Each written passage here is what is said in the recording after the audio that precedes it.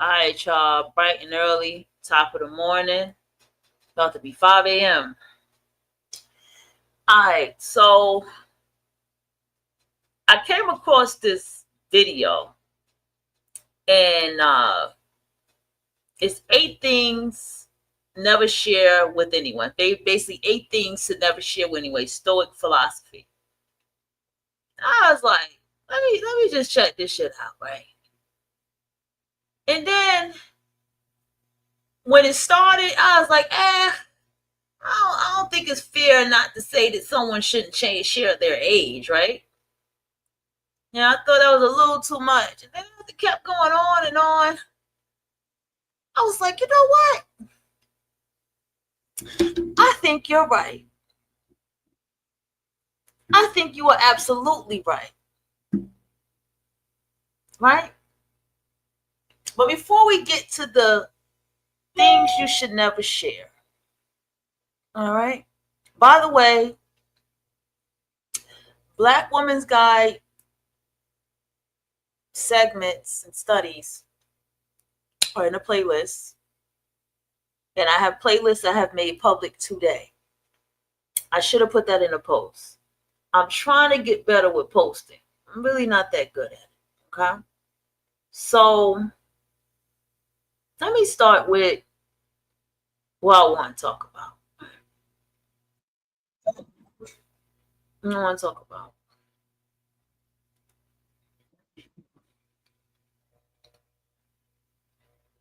I don't know what kind of cover I want played in my background, because these videos are going, because I just updated my computer trying to find. Here we go. Here we go.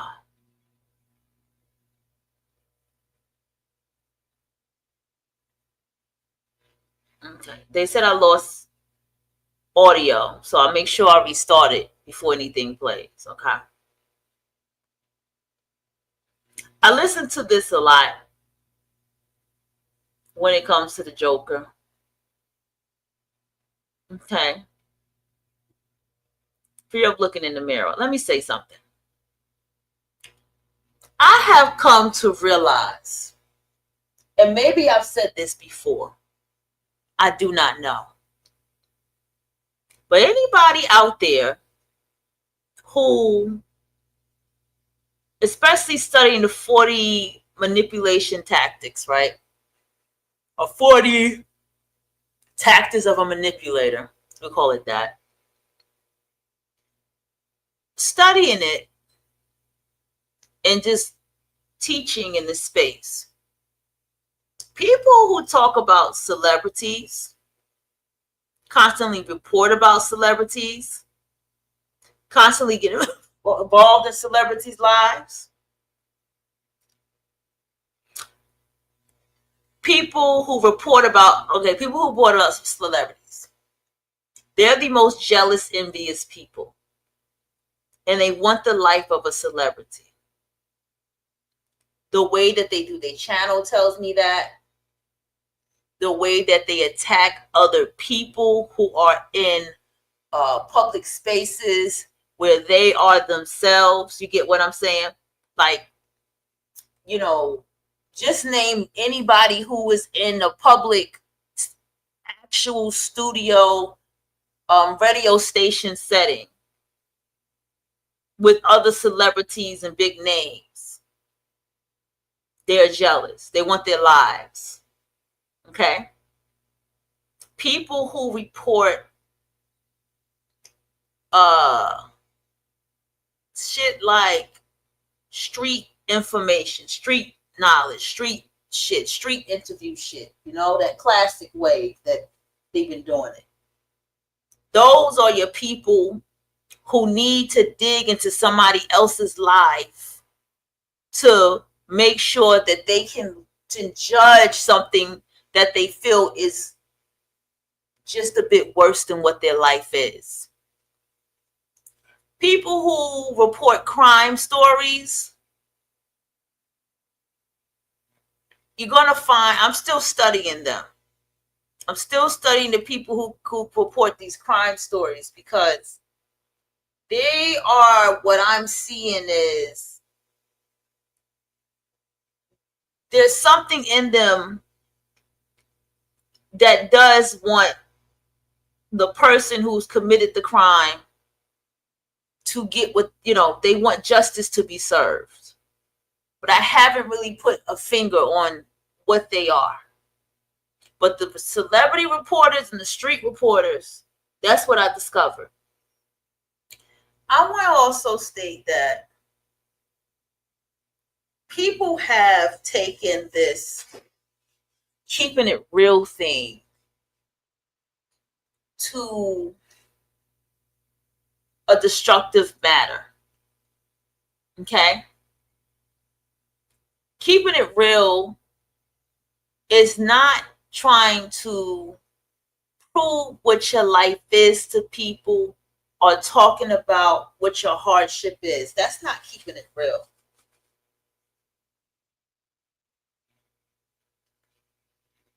People also, it's too much of this, let me get on the camera. Because there's some people where it's like, you'll like them better if they're on that camera not talking and cooking eggs on the stove. And when they start talking, it's like, could you just turn around and go back over there and finish cooking some more eggs, or I don't know, make some dumplings or something? Because I don't think talking is something you should do, right? You have people like that, right? But I'm also, like I said, and I've still been pinpointing this, you have people who stream live, and they have to make sure they let you know that they're not worried about social media. They have to let you know how that's the only social media that they have, i.e. YouTube or maybe an Instagram. They have to let you know what kind of status they are in life. These are the most jealous, hateful, envious people. Okay? These are the most dangerous people. And more than likely, nobody around them respects them. They're probably the joke of their neighborhood. Everybody probably doesn't like them. Their family probably don't fuck with them. They got some dark shit going on with them. And they're so quick to tell their stories so much, to me it sounds like a lie. You have people who, they have become very good at saying what they believe everyone is doing and what everyone wants to hear, because they're not really there and understanding vibrations and frequency and how it truly works.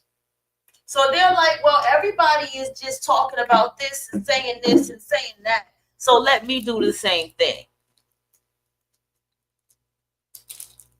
They're very big about, let me show you me vlogging and working out and putting on makeup. And then they have to try to sound intelligent.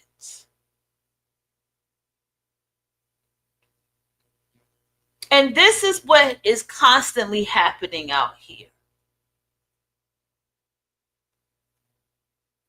I sit here and I wonder sometimes, and I say, why do I trigger people so much? What is it about me? Why is it my presence in the chat room? What is it about me that triggers people online to the capacity that it does? They get so angry. They get so defensive. They get so mad at me. Well, we can just say at my avatar. Something about me makes people uneasy in these spaces. You know what I figured out it was? Because I am real and I'm authentic. And I listen. And I dissect and I analyze. And I damn sure can lie detect as well.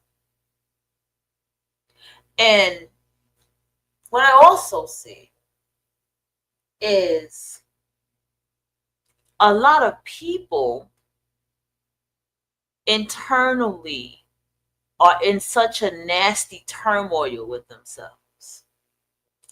And where I'm at in my life, I detach. So whatever stories that they tell, I do not believe it.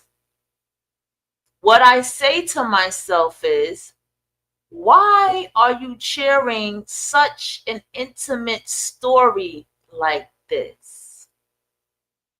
Why do you need everyone to see your family in your marriage life? Why do you need to dig into another creator's or influencer's page like this and try to cause more turmoil in their life? Why do you need to keep doing this? And it's not a question of like even just asking why, because I have the answer to it all. It goes back to the book, How to Disappear, Reinvent Yourself. He said, when you open yourself to social media, you open yourself to scrutiny and jealousy and people's envy. That book is very goddamn right about that.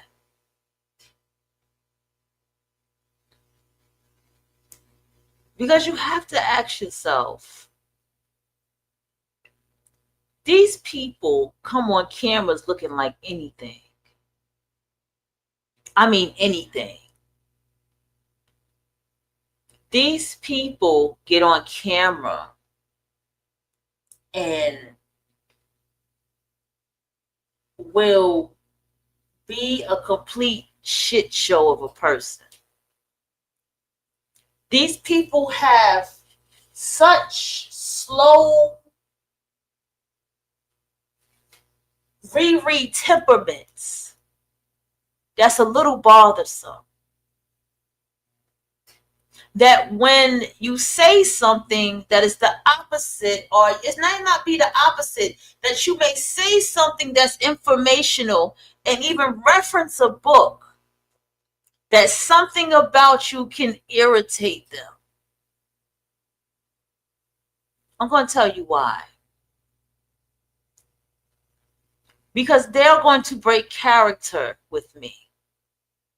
Or they're going to break character with you. Because it's not about me when I get on this microphone. And that is what makes them upset. When you're having an intellectual conversation and you're like, hey, what you're talking about, it's in this book. Page such and such, section such and such of the book. Going to make them break character. And you're going to find out that they don't read books at all. You see? You're going to find out this bright intellectual voice that they're talking in is because they're only copying someone else and pretending. And it's not who they are. You're breaking their character. And that is the problem.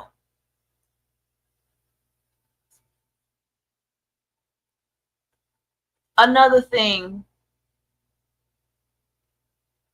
understand that these people have no boundaries. I need to get my robe. Okay? They have none.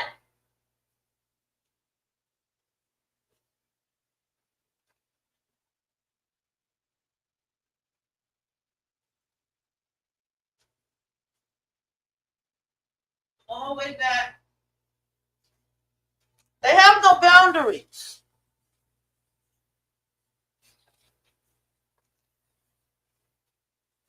And that tells you a lot right there.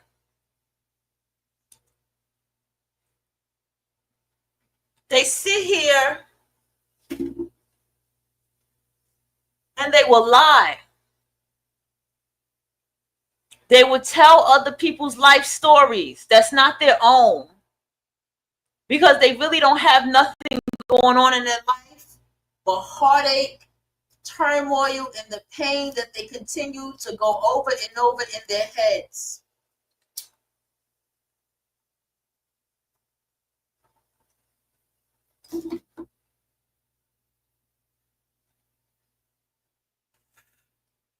You got to understand that.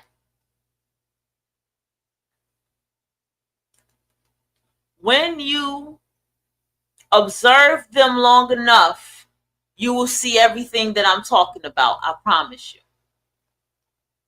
You got to ask yourself, let's just put it to the drawing board. Let's imagine that I'm in front of a whiteboard right now. We're writing these things down. We have grown up watching the news. If anybody has studied the history of journalism, journalism has always been yellow journalism. The purpose of journalism was to cause mayhem, destruction, and separatism. It was messy from the start. Magazines have been here since damn near the 1200s. Magazines were for women. They were for advertisements for women. That's why magazines is the way that they are now. Go read the history of it. Magazines are older than newspapers. Newspapers came out in the late 1800s. Journalism school did not become official until the 1960s. This is the history of journalism, advertising, okay? And as time went on, we've watched TV. And if you know what TV has always been about subliminal mind control. Advertisement, ads, buy my stuff, sell my stuff, install fear, whatever it was. They was always doing dark psychology. We know that the internet has always been here before the military exposed it to us. Well, let's get to the internet. Excuse me, y'all, for headphone users. With the internet, it started where? Excuse me, y'all. The internet started with weirdos. Let's not play games. We have heard and we kept hearing horror stories of people on the internet. And depending who you are, the internet and the party line is not too far away from each other in time. And the party line had a ton of fucking weirdos. The term weirdo came from the party line. The party line to this day has terms, terminologies. There's even some celebrities from the party line that we all remember. We know some people who have died. But let's get into the party line, because we're still talking about the internet, but let's still talk about the party line. These were people on their phone talking to strangers in the room that they did not know. Let that marinate. There were grown men who were fucking runaway little girls, meaning teenagers. There were women with baby fathers who were treating them like horrible shit publicly on this telephone line. There were people pretending to be opposite genders and essaying people.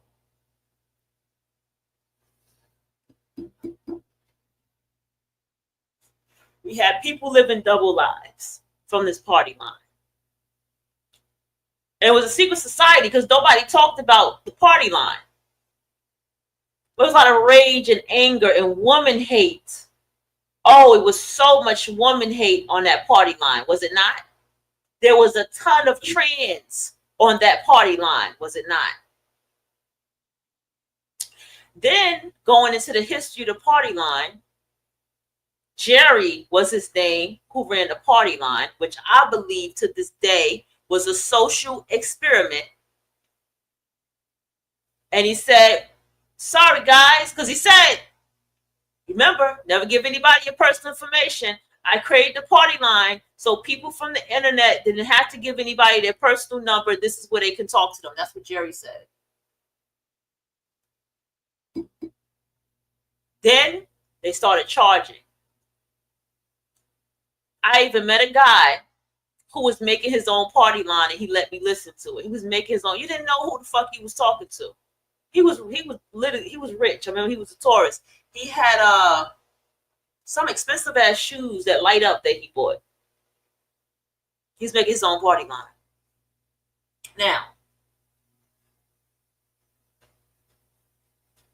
party line got so crazy, people figured out how to blow out the party line. Okay? These people figured out how to make static go through all the phone lines. And you would ask yourself, who are these people that have time to do that? Who are these people that had time to argue with people for hours saying, get up, get up? Who are these people? They were all your women hating, isolated, unwanted, not respected, not paid attention to people in the world. People who were shamed and shunned, maybe because of their lifestyle.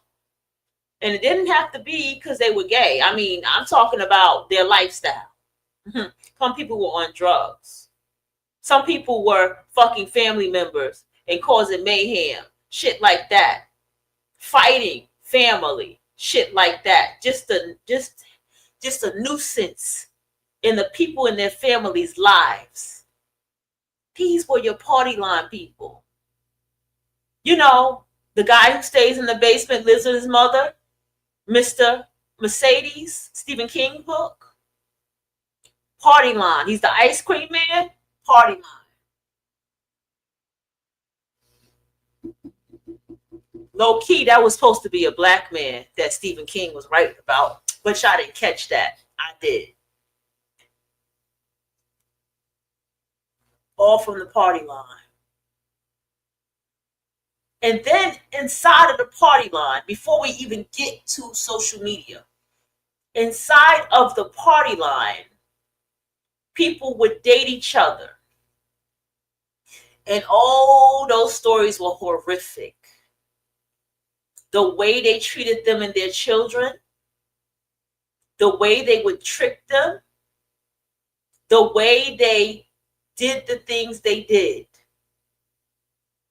So then all these party line people begin to get on social media. I need to write a fucking book on this. So all the party line people got on social media. YouTube. That's where it started. They discovered YouTube. They discovered it was YouTube. It was MySpace. Downlink, right? YouTube, MySpace, Downlink, Black Planet. Going back. And then from that, you saw these people from the party line on YouTube. And if you dare, for kicks and giggles, show somebody from a party line, they would laugh their ass off and say, who the fuck are these weirdos? And these weirdos that they called them, because party line, that's where it came from. What would they do? Flash off their sneaker collection. Flash off their life when we all know that their Caribbean family members worked hard for that and their ungrateful ass got it for easy and they ain't got to work nowhere, work for nothing. We saw people who ended up, they were dying left and right. A lot of people were getting killed from the party line, unalive from the party line, excuse me. And all YouTube was their playground to flash themselves and say what their life was. And oh, did I get to the plethora of women that these men can brag about, that they were disrespecting and womanizing and fucking and getting pregnant and getting his status in something?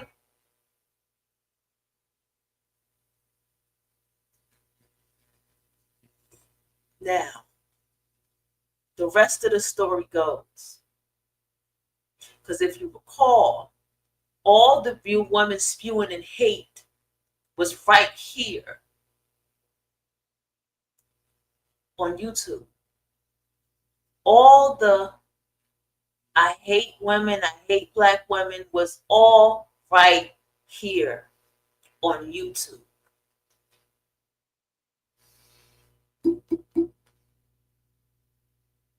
Let's keep it going. As time went on, social media had people like me who may have went to school for media or film or whatever and learned how to work their cameras, learned how to work their microphones, and they end up getting monetized. Because remember, YouTube was a social experiment too. I'm trying to tell you, I think it's all connected. It was all on purpose. And they all started getting monetized. But what happened when these regular smuggler people, film students and such, and people who are artists and creatives start having a platform? It started getting too weird, didn't it? It started getting too crazy. The money, the YouTube fame and money just started getting to their head, right? They start putting their family in compromising positions and stuff like that, right? Some people got humiliated, embarrassed, and racism, and it just got ugly. So that 10-year plan, they had to cut it off, and YouTube had to do what they intended to do by putting regular CNN, Fox, the news stations that we all know, and stuff like that, as well as keeping the people who were actually teaching something that was very useful on the platform.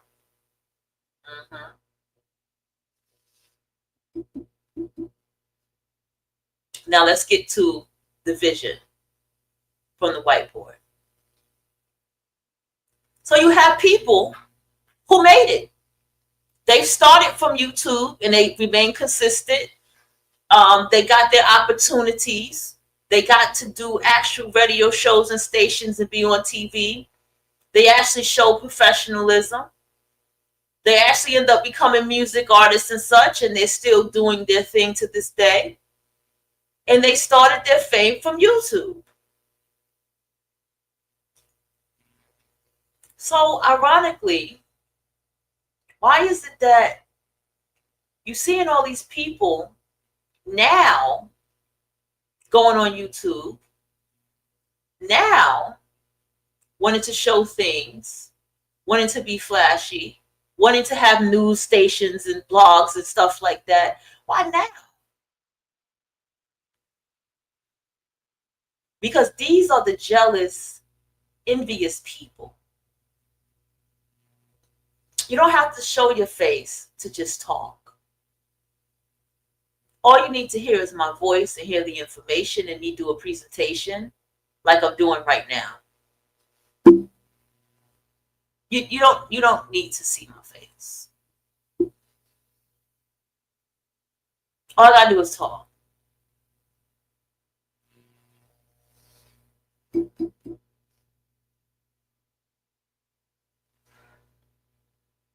Here's another thing.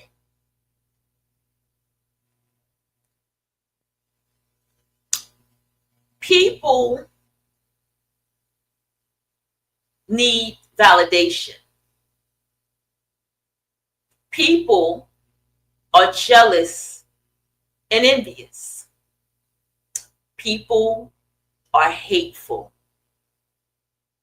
I think more hate has come out over the years, more and more and more. I always know how hateful and mean people are in this world, but I'm starting to realize something has caused more hateful people.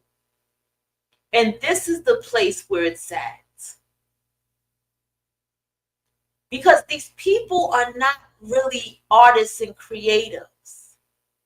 They're the weirdos that want to be validated. That's what they are. I am telling you this just from the fact of everything in my life that I have come from. All the places I have been and done, and the places and people I have met.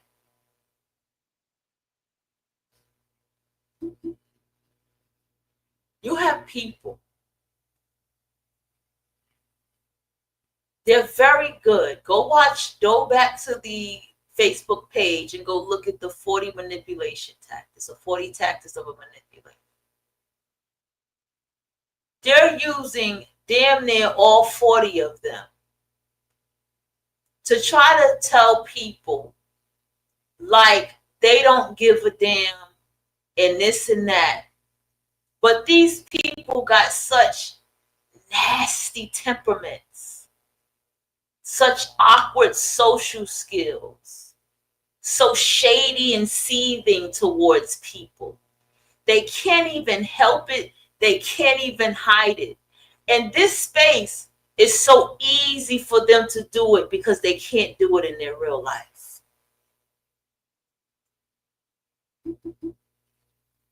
And when they did it in their real life, that's why nobody fucks with them. That's why they've been to jail. And that's why if they ever could get close to you, they'll just be as nasty and as conniving as they can and try to cause all the destruction that they can in your life.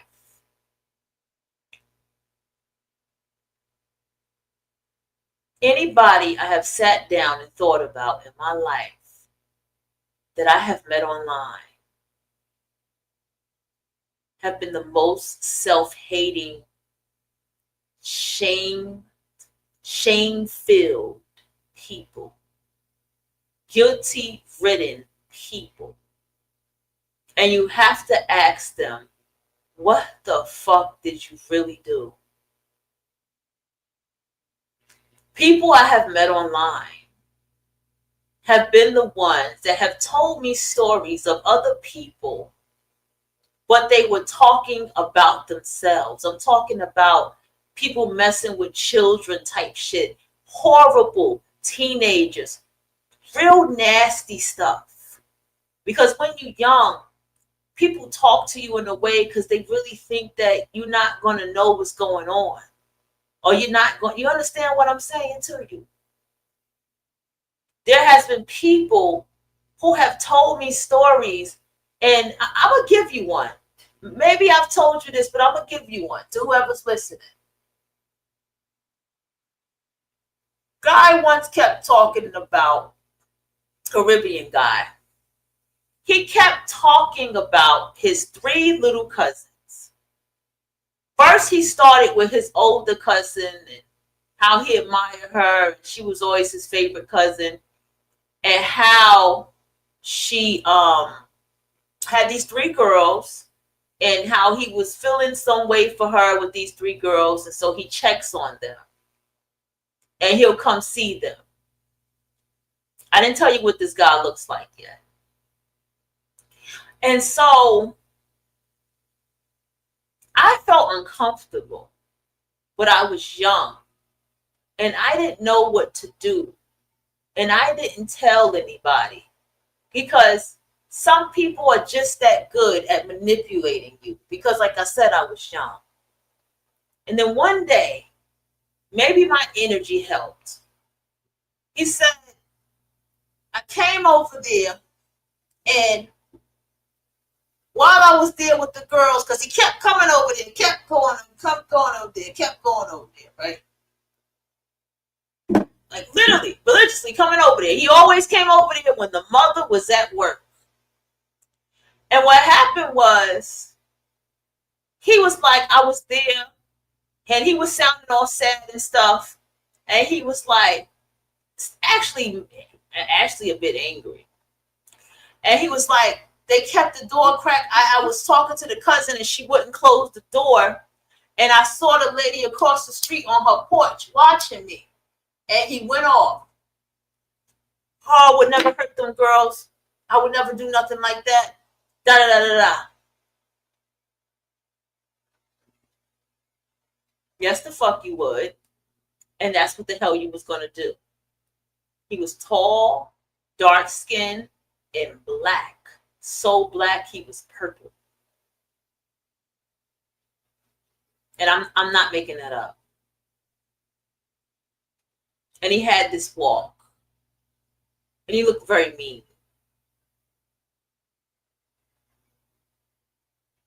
All the women on the party line would surround him. I'll never forget it.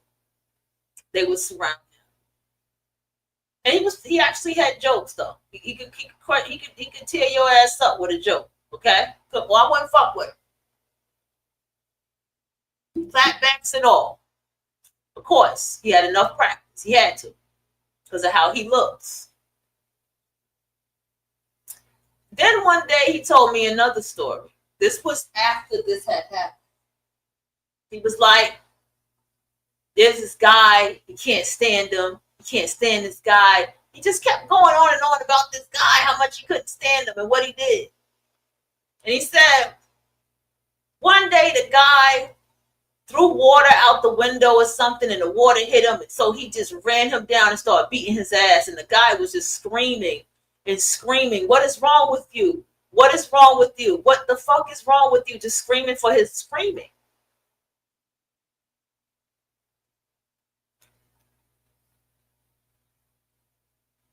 This is the typical story. Not one person, but multiple people I have heard that fight their parents. Physical fist fights with their parents. Physical fist fights with family members. All people I've met online. Not one person, multiple people. Where there's family members dating other family members.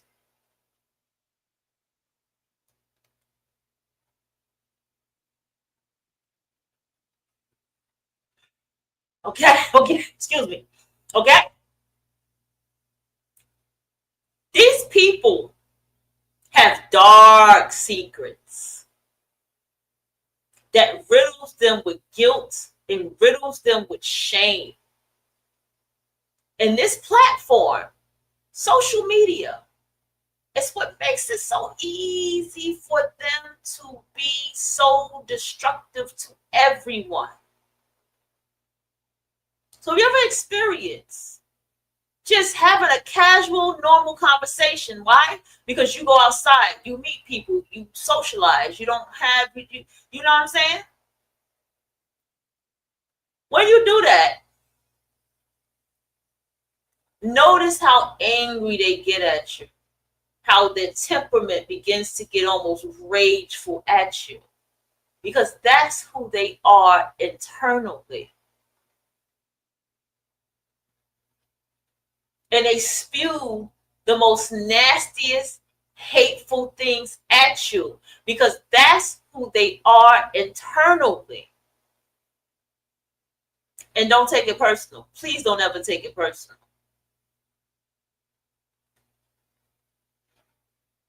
Another thing.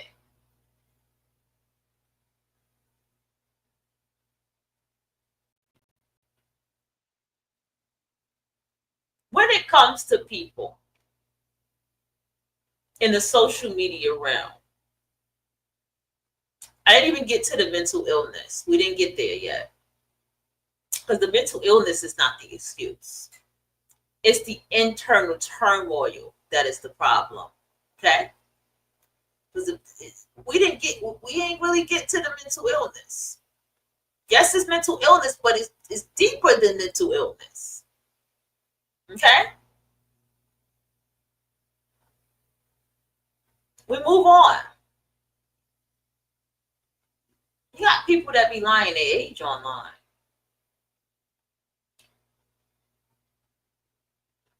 You know, there's some people I've been thinking about that I've met offline, and I'm starting to think about them, and I'm like, I don't think you really as old as you say you are.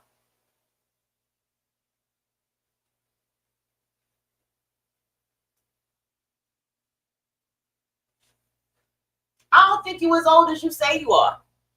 Meaning, I don't think you as young as the age that you're saying. I think you're older than the age that you were saying.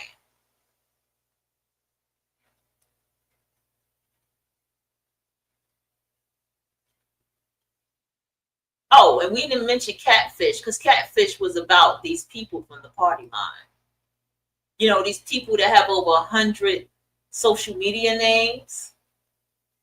And when people meet them, you know, Ashley, when they meet them, they're just horrible. And what's even worse is they have this little crew of people who they're fucking friends with, and you have to look at them like, what the, who the, well, you just as worse as this person. Displaying this publicly. Go find a case study and tell me I'm wrong. Find somebody that reports on celebrities. Go from their oldest video to the newest video. Make them a case study in your dark psychology book if you care to. And then tell me what you see. Then pay attention to what celebrities do they seem to keep their eye on the motherfucking most. What topic about the celebrity do they keep their eye on the most? What topics do they keep their eye on the most?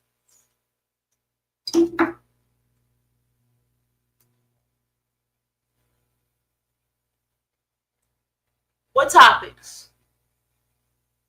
Is it relationships? Is it abuse? You know, the males that abuse the women. Is that the topic? Is it blatant humiliation that somebody's going through with somebody else or just in the world? I want you to pay attention to that. That's where the fuck internally, that's where the internal turmoil is with that person. There's a thing with writers that I forgot what it's called, where a writer will have a theme, a constant theme inside of their storytelling. And you'll be like, this has to be something reflective in this writer's life. i.e., Walt Disney always has children losing their mothers, children being kidnapped and adopted and cared for by the Wicked Witch, right? Why does Walt Disney write like this? Because Walt Disney was adopted. Why did Walt Disney have all of those adopted children? Because Walt Disney was adopted. And so all of his stories, which all come from the Grimm tale, which Disney is dark. I don't care what nobody say. Disney is fucking dark. Every fucking story is dark. When the story goes on, someone is always losing a mother. So who was the Wicked Witch that adopted Walt Disney?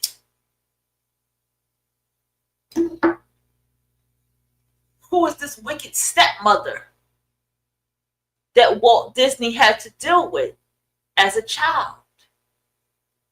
And why did Walt Disney take all of these children, all of these Disney kids? Why are they our celebrities of today? Why did he do that for them? Because Walt Disney was adopted. So though he was a very successful man, he carried a very deep wound. And so that wound was in his writing. I think all writers are dark. That's why we're writers. That's what causes us to pick up that pen and fucking write.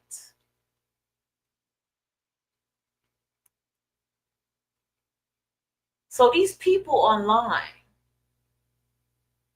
or anybody that's online, is troubled. They're troubled. Can I tell you something? A little secret?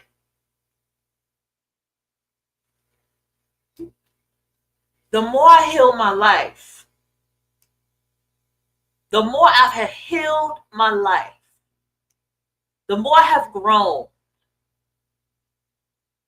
the less I want to be on social media.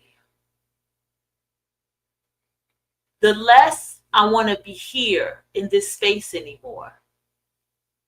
The more I have healed my life, the more I think about all the things that I want to do and how I want to go away and do all the things I love to do and go outside and live life. The more I healed. This is a place of broken people. This is a place of something being incomplete and empty in your life that you're not facing. I love what I'm doing right now. I'm enjoying it, but I'm also going to take a break. I'm also going to go away. I said 2 months. It might be longer. I do not know. But the more I heal, the more I don't want to be here. The more I've healed, the more I don't care for people to see my face online. It was somebody who pushed me to see my face online. I never showed my face, but guess what? That person used to call the party line. That person did a lot of party line and online dating. Do you see how it goes? Because I never showed my face. I literally had one signature ass picture, and you could never really see my face. Pictures I had never stayed up long. I had some dope ass pictures and dope ass fits, but they never stayed up long.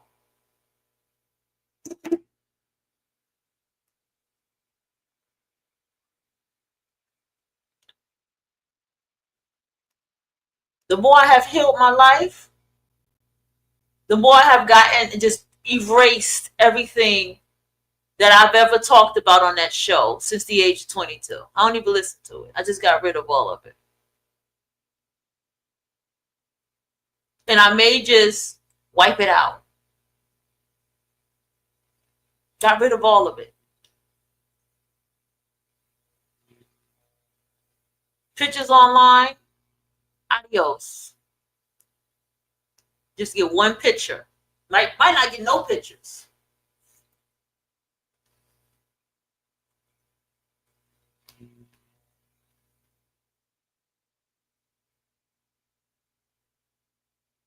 Whoever that is in that time of my life is dead. The person's dead. Who is that? I don't know. Some little girl, I don't know. The more I have healed my life.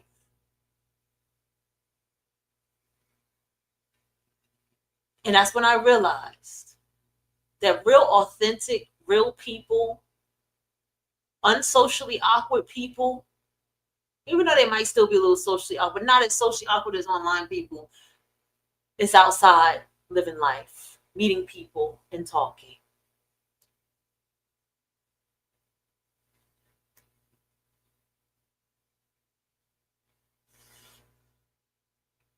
Online people don't know how to interact in this world with people, don't know how to treat people, are very nasty, but they're more nasty to the people who are the closest to them. They're horrible to the people that's closest to them. Would you believe somebody who I was friends with from online tried to get me to fight my own mother? Would you believe that? You're going to find that a lot of these people online are horrible to their family.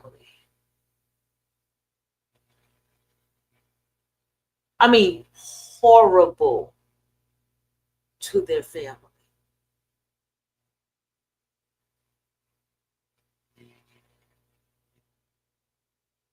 There's a woman online right now who have openly talked about making her daughter have abortions, who have openly talked about making her daughter, the first one I understood, okay, yeah, she's going to school to be a doctor. She don't need to be, okay. But then it was just like, whoa, whoa, whoa. Then she talked so nasty about her own child publicly to people.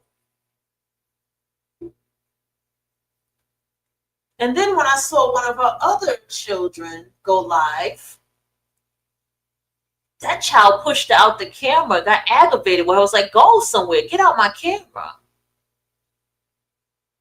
And if you ever applauded that child of hers, who wasn't a child, she was a grown woman, but still, that was her child, she will make sure to tell you, well, she got it from me. She gets all that from me. The narcissism and need of validation is extremely deep on here. And I tell you these stories for a reason. I have gotten to spats, arguments with people. Man, I mean, a lot of shit with people.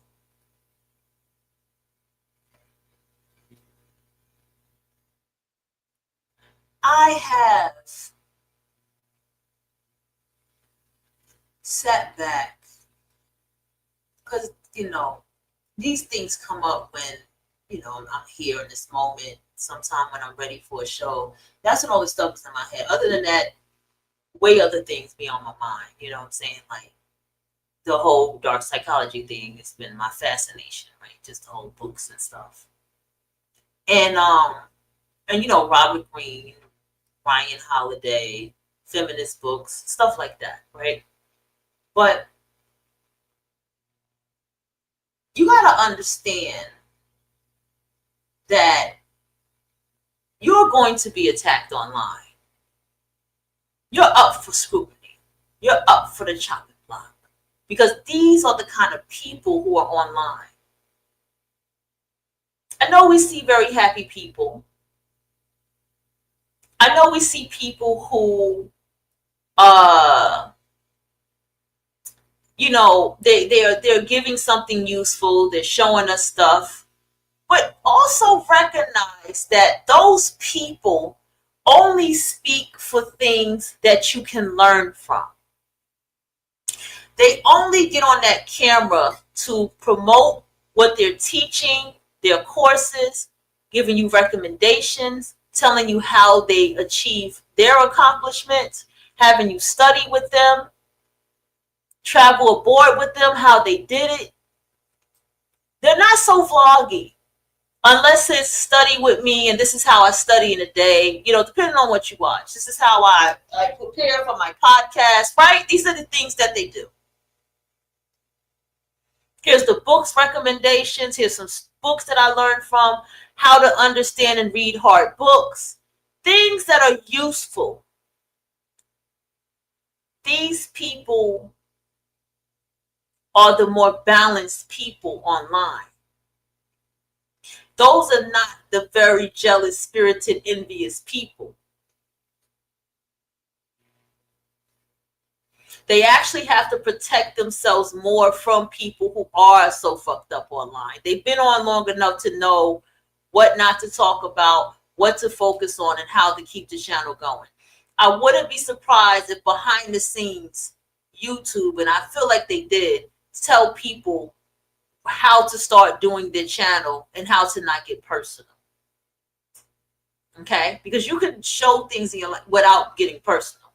I can show you, this is how I iron. This is how I learned the proper way to iron my clothes. And you never see my face, but you do see probably my hand or whatever ironing the clothes or showing you. You get what I'm saying? Because the purpose is not me. The purpose is for you to learn some shit, right?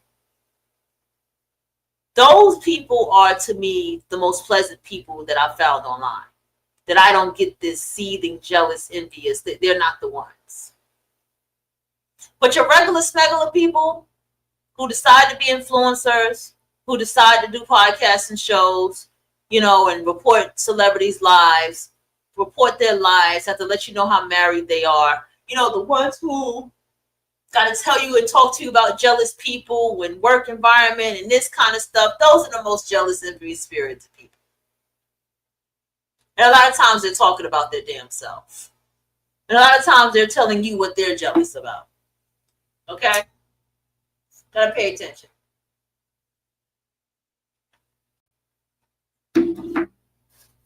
Those are the people who befriend people to betray them and talk shit about them. Okay? Those are the people who so-called praise and like somebody and did their channel because of somebody, all while hating them at the same time and knocking them down when they're already down or when they're going through something and drag their name through the goddamn mud. Those are those people.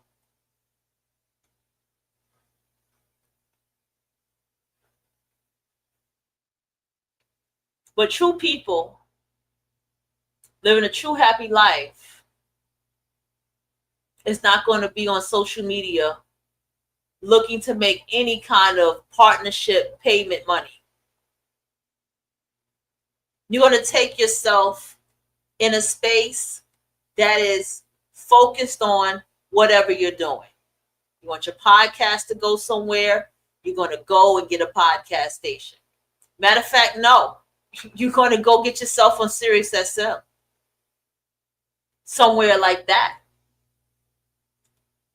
Your local radio stuff. Some kind of space where there's an actual real radio podcasting something place.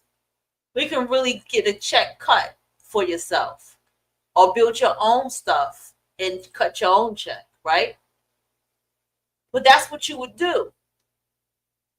You will put yourself surrounded by actual professionals and scholars. That's what you would do.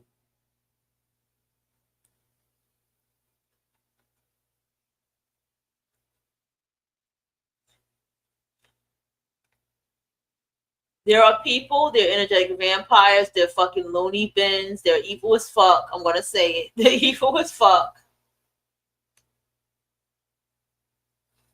They are internally just filled with internal turmoil.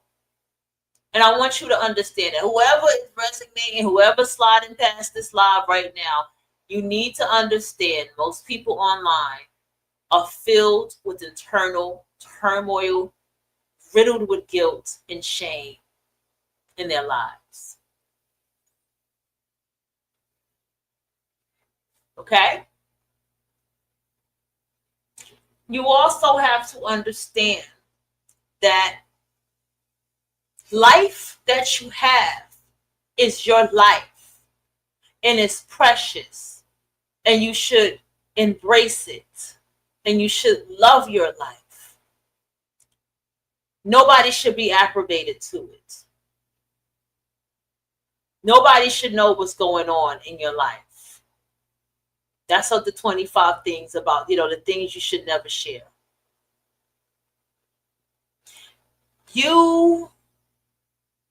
It mentions this too. Should never share about your medications and illnesses.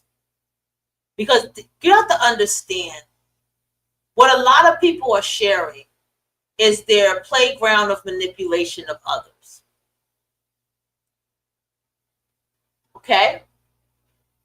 That life that they're telling you may not be theirs at all because we're on a world stage or on social media. That's why people can't so much really be sued online because you can't sue a persona. You see, whatever persona, because see, that's your defense. If you ever got caught up with, so you can say, hey, my persona online is this, my avatar is this, and this is the persona of this. You can't get sued for that. It has to get personal. Doxing is illegal, but there's so much more you have to prove. Why do people dox? It is to scare you. Let's get into cowardice in this world. Check this out.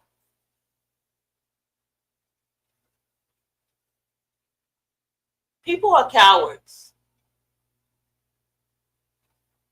Okay? I want you to listen to me very good. People are cowards and people are very weak. A fighter fights.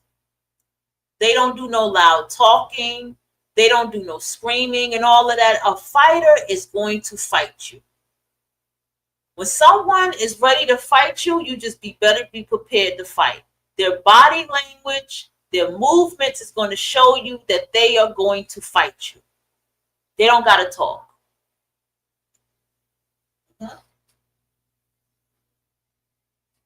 People online are cowards.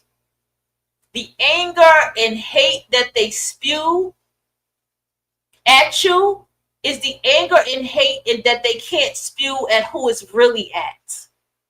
So you become the point of attack.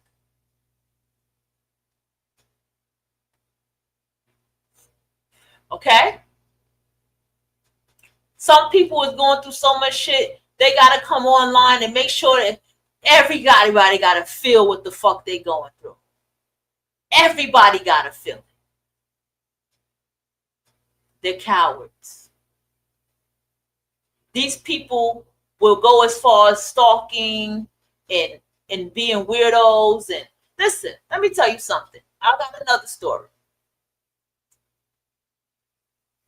This is a case of a guy named Marcel. Okay? But we're going to get into Marcel in a minute. But this is what Marcel had experienced. Marcel was on the train.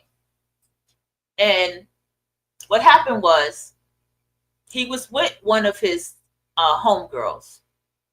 Because he always met women online most of the time. And there was a guy who was staring at him. And she said, do you know this? It was on a train. She said, well, do you know this guy? Why does he keep staring at you like this? Why does he keep staring at you like this? But he knew what was going on. He knew it was a party line weirdo. He knew it was something. So he prepared for it. So he scoped the guy out real good while not paying him no attention. So then what happened was, because Marcel showed his face, by the way. That's how the guy knew who he was, if you were wondering how did he know it was him. And so then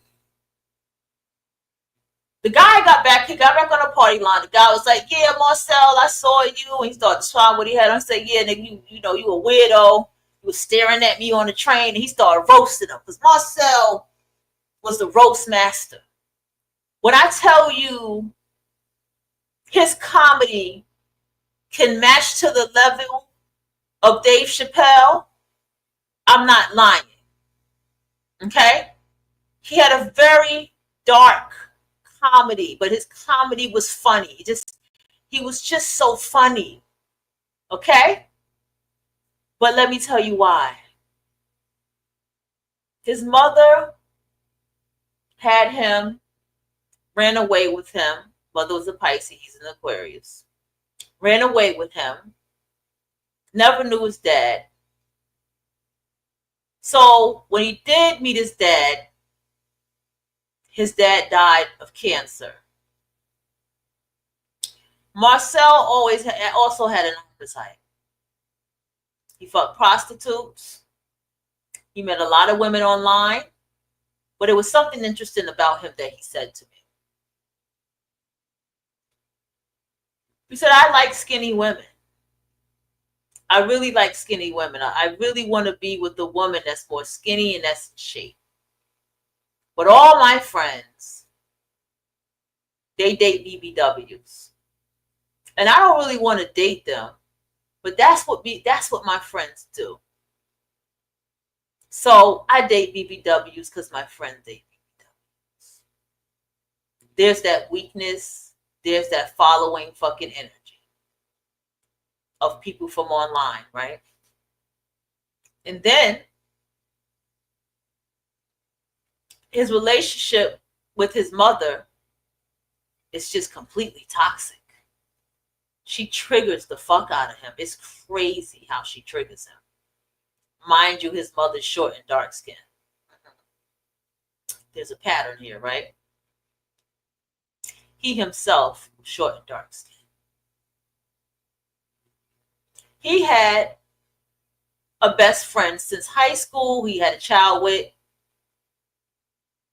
The second child that she had was by him. And she lived very nasty. And she had nobody. I never heard nothing about her parents. But she lived with an uncle. She lived with an uncle. You know it's real when that happens. No woman, just an uncle.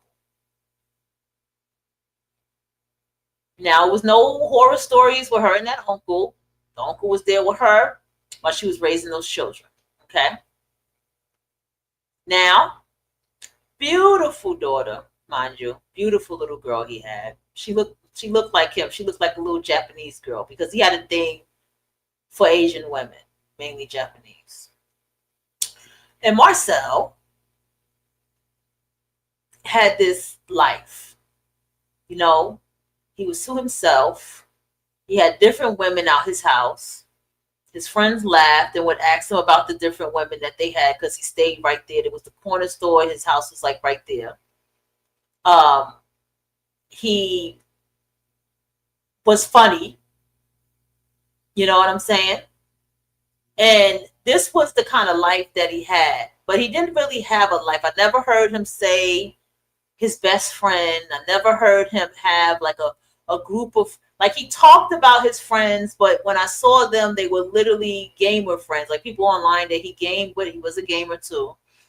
And he also, the life that I saw with him, it was just quite interesting, Uh-huh.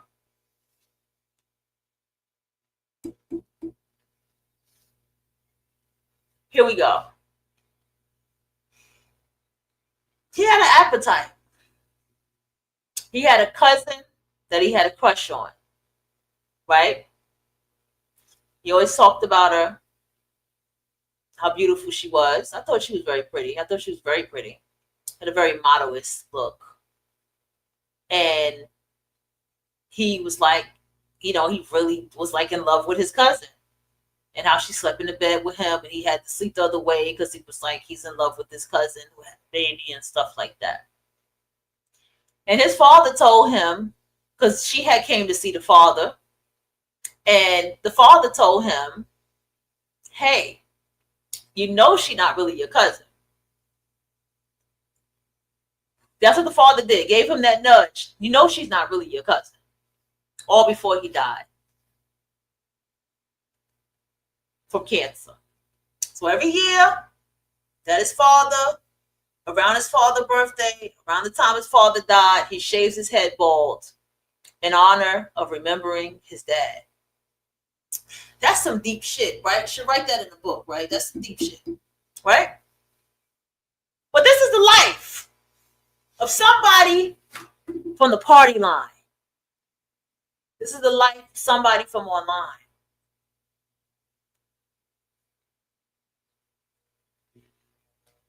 But deep, dark inside of them, they were miserable. They weren't happy. They didn't like themselves. Fighting family members and shit.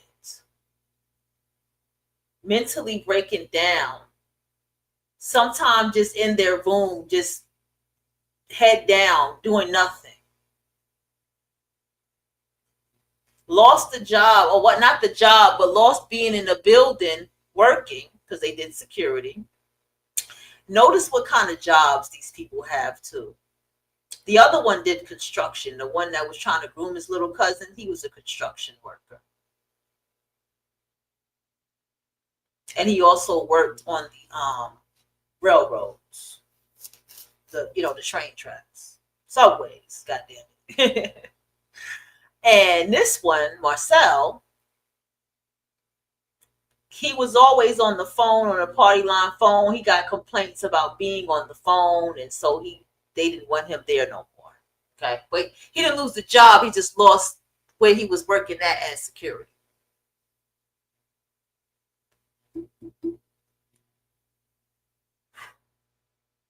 It's a pattern here.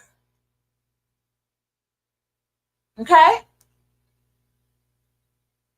Some of you may argue and say, well, what would have been the difference had you met this person in person and met them? And I'm like, you know what?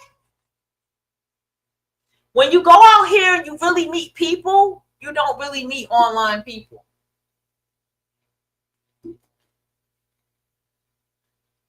I had to understand that the residue was still following me when I moved. The residue of online people was still energetically lingering there until I had to completely kill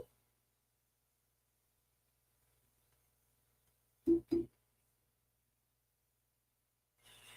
Had to kill it. You understand what I'm saying? Because I'm going to tell you, online people meet other online people. They don't do well with regular people in the world. Because he had a woman he was with. She was a Pisces. I was like, damn, this is perfect. She had a daughter too. They both had daughters. Both their children went to the same daycare. I thought that was okay. But the relationship didn't last. And he was still messing around with other online people. Let me tell you what happened. She did what his mother did. Funny, Pisces like his mother. When she had her child, she ran away from North Carolina. So she was like, I'm going to go finally meet the child's father again. Let him see his baby. We're going to talk, this and that. So instead of going with her, he went off to another woman from online. I remember about her. From online. That was a state away. Okay? If you know the map, take a guess. It was a state away. And what happened was when she went to go meet the child's father, and he presented her with flowers, and he was happy to see her, and he was happy to see the baby. He was like, well, where's this dude that you're dating? Where did he go? What do you mean he's in another state? With who? Why didn't he come with you while you was going through this? And so that right there caused all the problems that it need to happen between them. So the answer to you is, online people meet other online people. They don't do well with people in the world. They quickly run away from them before they get too close. They would never tell regular people in this world that they meet about the lifestyle that they have online.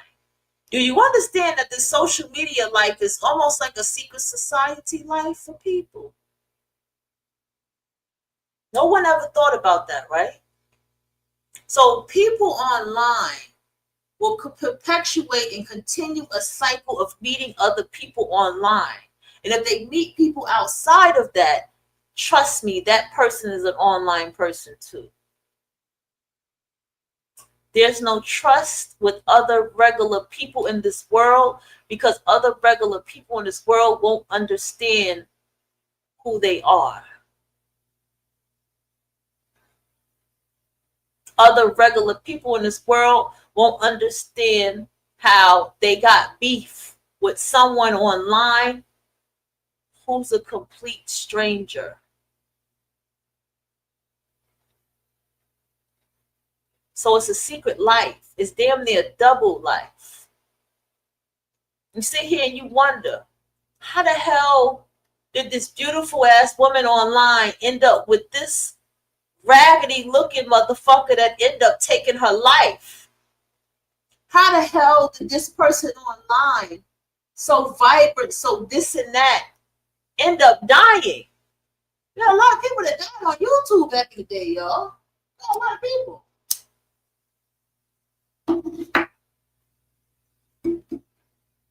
How does it happen? Because there's a recklessness internally with people who are online, with social media people. This is why they get rageful. This is why they start doxing you. This is how they start stalking you, gathering information on you. This is why they take all this time to go through your social medias and watch you and listen to you and all this type of shit. This is why they do that. This is why they do scrutiny and jealousy and envy and spew all this stuff. They got time to do it. They make time for it. They'll do it while they're at work.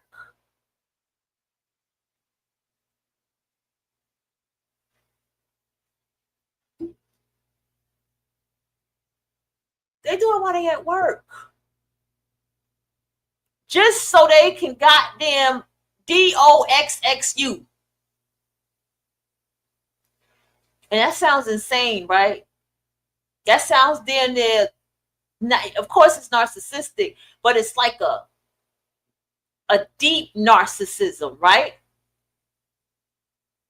Because that's what they are. That's what their life is about. And they've had enough years to live this way.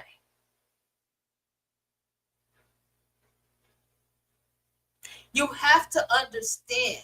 I'm not trying to tell you what to say. Understand, please. I say you have to understand. Just please understand that you have the power to click shit off, to swipe left, swipe right, swipe up and down, click the block button, click not interested. But what the hell make you still stay and listen? You ain't got to. It's people coming in and out right now in this live. I can see the numbers right here. In and out, in and out, in and out. Okay? Can't see who you are, but I can see that there's people here. I never even pay attention to who's looking. I just say what I have to say and go. Those are 2 stories I told you. Okay? 2 stories.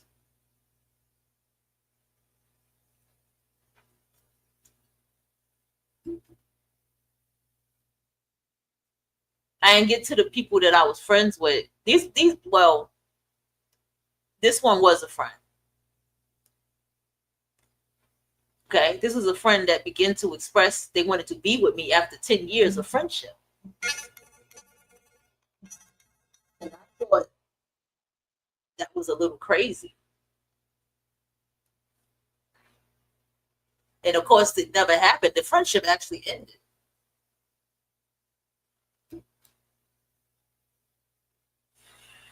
Because I was not in a space of wanting nobody around me. So the way I did it, hey, I don't regret what I did. And another thing, let's get to another one. This is the case of Ralph.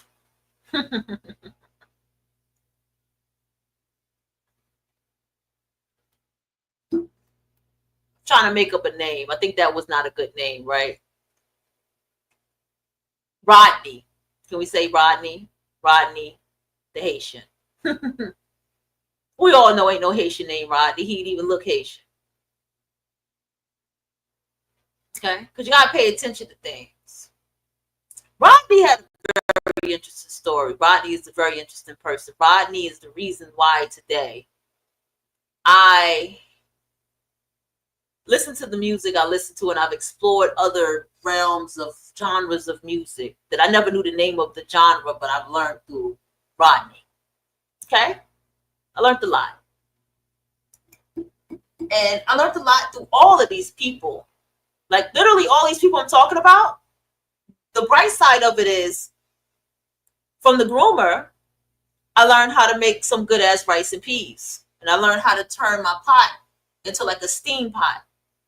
You know, with my aluminum foil and stuff. We sat down on the, because he was just like a chef. He loved to cook. So we sat down on the phone and we cooked that. It was beautiful, you know. Now with the case of Marcel brought a lot of my personality out, a lot of me coming into style a little bit. Actually, I feel like with Marcel, I actually came out more. I started to dress up more. I started to go into events and going out. He brought me out the house. Okay, so I didn't never get nothing. I didn't never get anything from any of these people. Let me just make that clear. Now, Rodney was married to a wealthy, and I'm not exaggerating, wealthy Japanese woman. Father owned a business that was ran by his mistress and him, and the mother and his wife, which would be her daughter, could just go shopping. Okay? That's the life they had, going shopping. But unfortunately, she always wanted to be with a black guy, and so she ended up being with him. Needless to say, he fucked all that up. Something awful. This was an online person.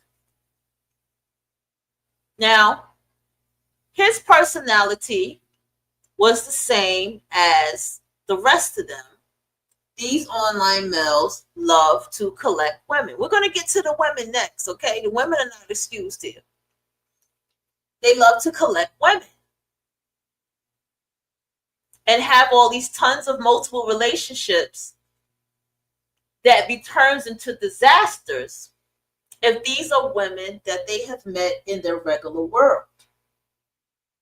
But the thing about Rodney, he's the reason why I knew about that guy in the conscious community, if we still call it that, or the Hotep world, that had that ponytail, and his girlfriend's daughter was in love, 14-year-old daughter was in love with him, and you know it came out last year. He's the reason I know about that. I said that on one of the divested shows. I said it right. I said I can't remember his name. You know, his name just hit me. I'm not saying his name. Okay, I don't energetically, just shaking it out my head. And I said, you know, his 14-year-old. I said that. But Rodney also told me that someone he knew was messing with what it was, some troubled youth. And I noticed this with Caribbean men. Caribbean men are always working with troubled youth. And that's a red flag. So if you ever are talking to anybody and they work with troubled youth, that is a red flag. That is a groomer's playground. You hear me? And he said one of the men were messing with the girls and this and that, but yet he was on the phone with one of the girls who were older, had a baby. He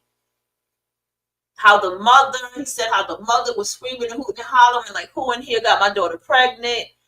And that place he claimed he worked out was some empty building that he pointed to and said it got shut down. He used to work there. Don't know how true that is, right? So, makes the story short,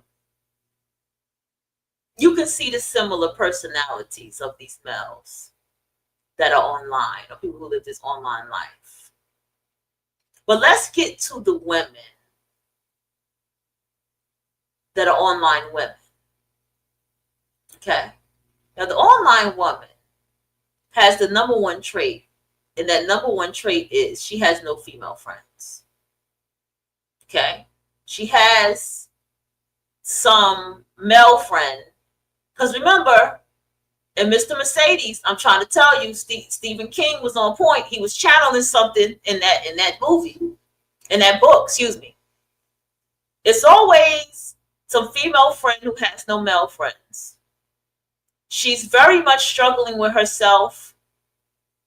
She's very much struggling with her secrets, because a lot of times she's very promiscuous. And this is why she's around a lot of males. And she has one male that she is the closest to, and he would never be with her because she is a damaged good friend. You understand? And a lot of time, that is who is the closest compadre to the online male. It's a damaged good friend. Meaning she may have been touched by an uncle, maybe her own brother, or maybe she was adopted. It's something always very empty and unstable about her life. Okay. She does never have successful relationships. None whatsoever. She's always getting played. And if she has a relationship, a lot of times she ends up with the nobody in the neighborhood or the shunned person in the neighborhood, which makes sense, right? Because internet people attract what? Other internet people. There was a case that Marcel talked to me about, and it was this woman. It was a friend, and he was like, the closest friend he had, actually, like his best friend he grew up with, she moved to the Midwest somewhere. And she was the most sane person I have ever heard him talk to. And I was like, well, at least she's sane. At least she's the one that can get through to him to keep him in order, right? She was very sane.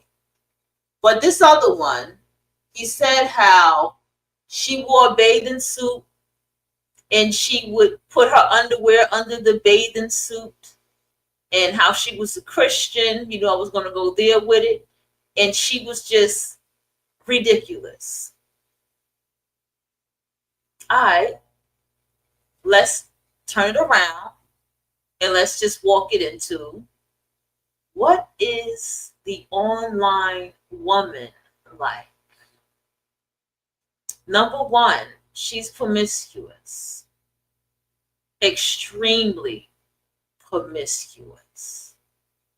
Okay? Her promiscuity is not a secret, but she hangs hard with males because that is the secret that she keeps with males. Now, she identifies as a lesbian woman. She is not a lesbian. She is secretly going out and going with dick. Okay? That happens a lot too. Oh, that happens a lot. Okay? Now, let's get to her. The problem, the manipulation with her, because she's a very seething, manipulative bitch. She hates, she's a parallel mirror to the online male. She hates women. She has a lot of shame. She cannot stand a woman who is beautiful because she feels so damn ugly. She does not feel like life is worth anything. She's only going to mirror what she wants you to believe for you to believe that she is. And she does it very well. And what she does is she presents a very shy, timid, funny person, right? She presents somebody who is well knowledgeable of things. But here's the thing. She's the biggest fucking stalker in your life. She has been watching you longer than what you know. She has been giving you the evil eye longer than what you know. And it's in a matter of time where she will strike and let you know how long, and you'll be aware of how long she has been around and how long she has been watching you. That is damn near creepy. how long this bitch has been around watching you. The female, because I have to say the female online. The female online is the most dangerous. Okay? The male, if you build some kind of relationship with him, there's a little bit of taming that you can do because it's a male. But the female online is far more ruthless, far more calculating, far more conniving. And she comes around to absolutely destroy your life. And I'm going to tell you why. She knows that you are the very opposite of everything that she is. She knows that. You were not out here fucking and having sex. You've kept your virginity for an extremely long time. You attract someone who loves you deeply and dearly. You attract people who like you deeply and dearly. She knows that you don't live a life of shame and regret, or you're not riddled with guilt because you make smart decisions that you don't have to. But she would try to come into your life to make you that way. And if she knows that you're a public figure or you have a public face, she would damn sure be a part of trying to make the world see you that way. She lies about things because she mirrors you. So if you say, oh yeah, I didn't start, relationships or anything or sex in my life until I was in my 20s, and she'll make up a lie and say, she's not going to say the same exact thing. She's going to say something around the thing. She'll say something like, oh yeah, I was like 19, 20. I was like 20 years old, or I was 19 when I had my first relationship. And that bitch probably was fucking since she was 12. Okay? But see, the thing about the female online is you're going to get her secrets through time. And what is conniving about her is she has your secrets as well, because you're going to, if you trust her, you're going to share things. But if you are an open person, an honest person, and you don't have secrets because you're public and everybody, the same thing that you tell her, you tell everybody else, this is when she's really going to try to dig her claws into you. And I need you to understand, this sounds something like a scary movie, right? Because it fucking is, okay? Now, the female online fabricates her life around what will be acceptable of you being her friend. She strikes and she wants to be there when things fall apart. She strikes and she wants to be there when, you're down in the trenches, because that's when she can really dig her claws into you. Because she's all of them are energetic vampire, but she's really an energetic vampire, right? The female online has something to prove to herself. Because see, this is where you have to be careful with online. It made me think about this guy who was talking about, prison stories. And he said, if anybody in prison looks like somebody you would never fuck with outside, don't fuck with them in prison. And that's the same thing with online. How many of you have people online that you fuck with that you would never fuck with in your real life when you've seen them? Because we're going to get to that in a second. She knows that if you ever was in her high school, her middle school, her neighborhood, you would never fuck with her. She knows that. She knows you would never look her way. You would never acknowledge her. She knows that. So she has to build a facade of being your closest friend, your caring friend, while behind your back, she may be the one causing all the problems so that you can come to her. What's that thing called bait and switch, or, the 40 manipulation tactics, with the one where the person makes you make yourself look like the hero type of situation.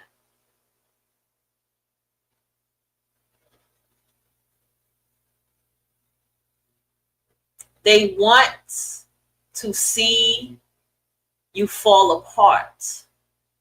They want to see you broken the way that they are. Because eventually, the smart people, they get the fuck away from her, just like everybody in her life. There was a case of a female online, but I'm going to tell the true story. And this one is very fucked up, but I want y'all to listen. I'm going to call this one TT. Okay? It's a case of TT. TT, messy online. I got into it with another astrologer. I don't know.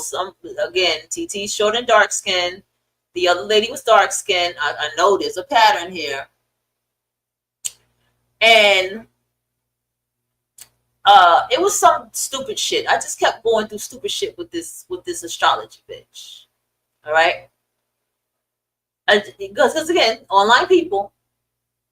And let's just say it's so funny because this is not funny, but funny in a way that she had a story of getting shot in the head with her friend, but she didn't die. How about I was living in North Carolina when that happened? I remember that story. Okay? I remember that story. Now, TT was being messy. Somehow, some way, me and TT met. Somehow, some way, me and TT became acquainted. And I began to learn about a lot of TT's life. Well, TT had a best friend for years, since middle school, since 5th grade almost. And fucked that up something awful. And I watched the males around her because, right, these women always have a lot of male friends. Talk about her and call her a hoe and these spiritual hoes and this, that, and the third. I'm on the page with all these people. And they just dragging her and indirectly these spiritual hoes, the shit they be doing and da da da. And I'm like, woo, this is horrifying. They have no self-esteem. They have no sense of self-worth. They do not like themselves. And they damn sure don't like you.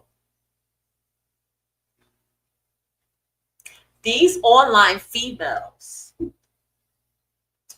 you have to understand that they are the ones that are sending people after you.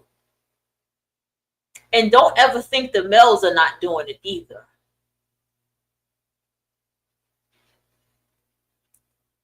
Don't ever think that those black divested women are not the women that I'm talking about.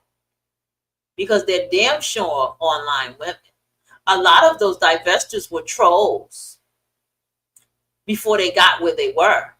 That's why they have so much receipts on people. That's why they have so much documentation on people and know who people are. That's why they can drag people to filth the way that they do, because they infiltrated and they were in these spaces. Trust me, these divestors, the people in their life, they don't really know how they are. Okay? Don't ever think that these husbands or whatever they have, they don't really know how they are.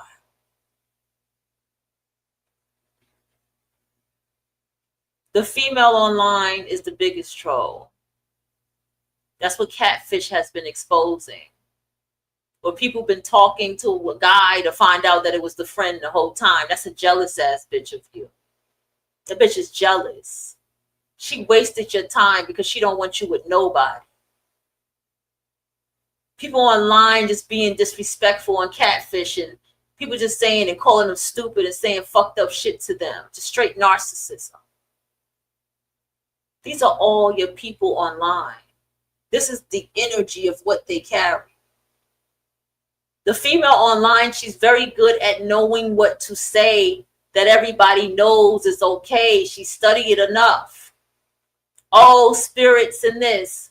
Oh, this quote in this book in this. And that's why she gets very mad when you sit down and you really start talking real shit, authentic shit, real life shit, shit that makes sense. That raging weirdo will come the fuck out. I'm serious. Their lives are in shambles, people. Their lives are in shambles. And trust me when I tell you, when you get up, wipe yourself off, and you keep going in life, when you apply these books that I'm talking about, when you learn dark psychology, and you change your look and your style, and you change your body, and you start getting things the way that you wanted to get, ooh wee, she got to get her claws in you even more. Because eventually her mask has to slip. And see, here's the thing. If you pay attention long enough, her mask does slip. That's why she makes sure she's on the phone with you every day. That's why she makes sure she's always in your face and always in your space. She got it because she's watching you. That's why there's this love bombing, and she's watching you. She's trying to see if you are who you are outside of line, online, than when you are here. Let me tell you the case of fucking Kimberly. She's somebody who was in my chat room. But see, here's where, you know, where I see where my fault was in this. And that's a behind the temple conversation. But I sat here and I talked to this woman outside of my show. And that's not something I often do. I promise you that's not something I often do.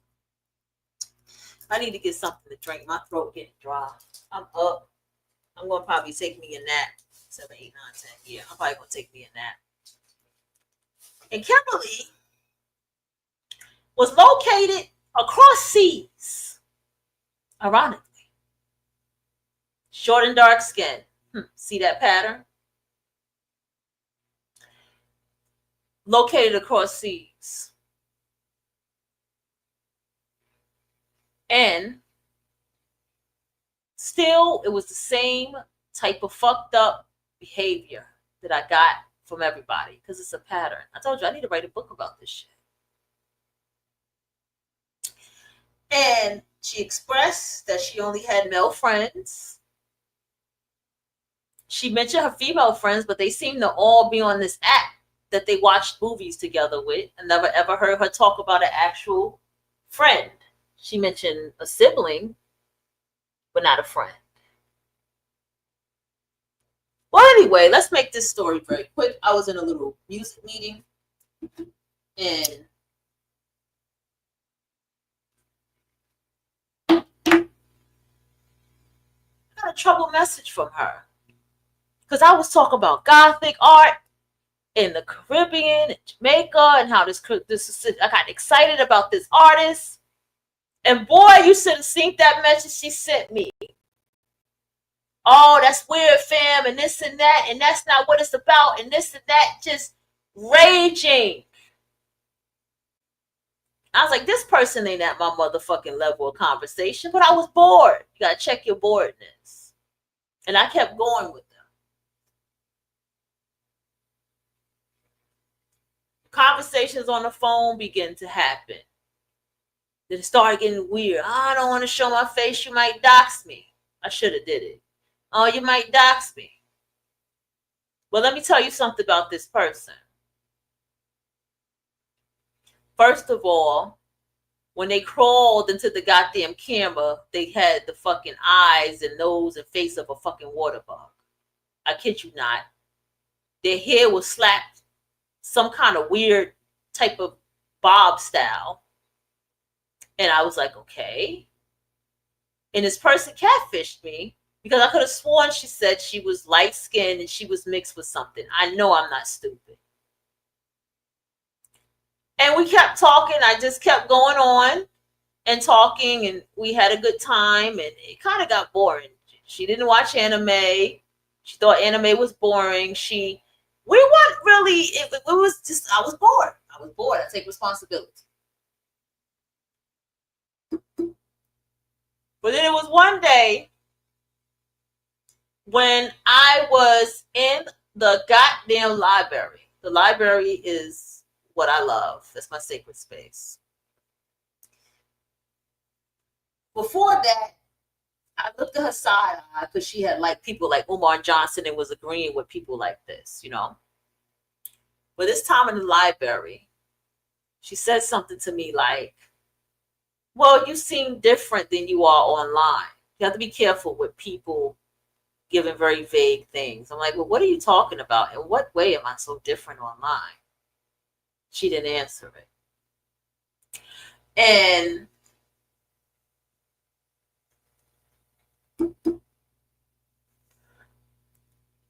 I don't remember what she said, but I wanted to curse her the fuck out inside of the fucking library, and I won't dare ever curse nobody out. I will walk outside the library to curse you out.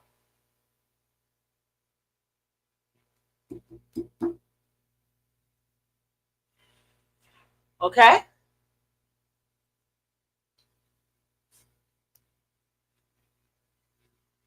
And I was like, in that moment, I don't want to fuck with this bitch no more. I can't even remember what she said. So I posted up a pretty light-skinned woman, Lena Scissorhand, cute picture with her butt cheeks out, with her beautiful colored, her those burnt orange locks that she got. And the other online quote unquote bestie was like, you hurt her feelings. And I didn't give a shit.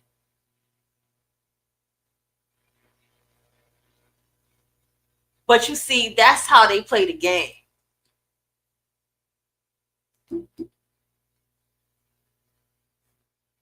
That's how they play the game. Their relationships, because here's another thing about the female online. Why was a female online? I remember years ago on a party line, she was dating a guy named Blue. And she began to tell me where he lived at, who he was. And she began to tell me how he had smoked weed and they laced his weed and his brain was fucked up ever since. And I knew exactly who she was talking about. So this girl was dating, because more than likely he probably became an online male, you see, with that situation. Because let me tell you about him. He was, every time somebody looked at him, they go, even my little cousins was like, yeah, he went somewhere and smoked weed and they fucked his brain up. When he smoked some weed, they laced his weed. Nobody talked to this guy. If I saw him, he was walking down the street. I never, because that neighborhood, everybody grew up together. So everybody communicated with somebody. Somebody somewhere was on the outside talking to somebody somewhere. Like, that's just how it was out in that neighborhood. And he never did. And so when I saw that she was with him, I'm like, oh, once again, this is a pattern of what online females choose to date. This is a pattern of the fucked upness. Like this is what I'm saying. She will go that low to have something or someone to control. Okay? So she'll go for the laughing stock damn near mentally off guy in the neighborhood. She will date younger than her to have some kind of control in her life, because that's what the narcissism is about with her. She needs control in her life because she doesn't have none. She doesn't have no respect. And even if she did have respect, like she claims she did, she really didn't have it. And she knows that.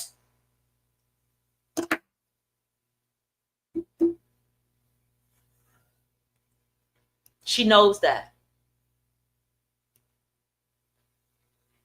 And her intentions of being around you, being in your chat room, wanting to get acquainted with you, wanting to be your biggest fan, because she is your biggest enemy. She is your biggest enemy.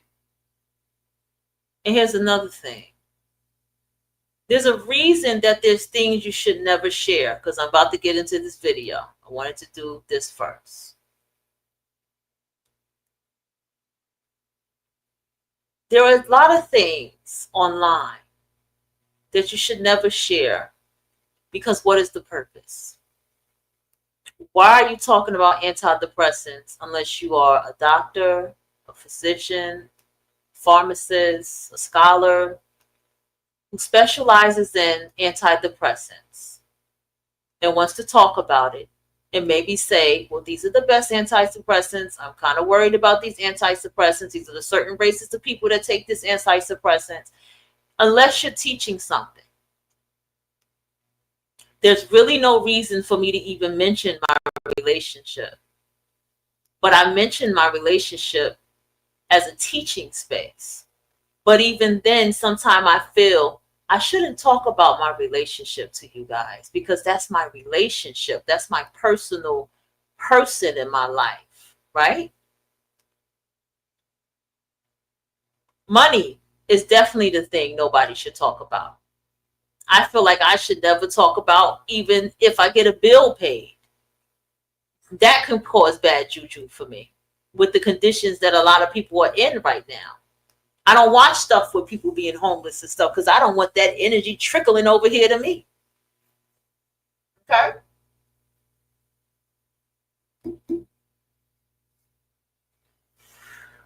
Okay?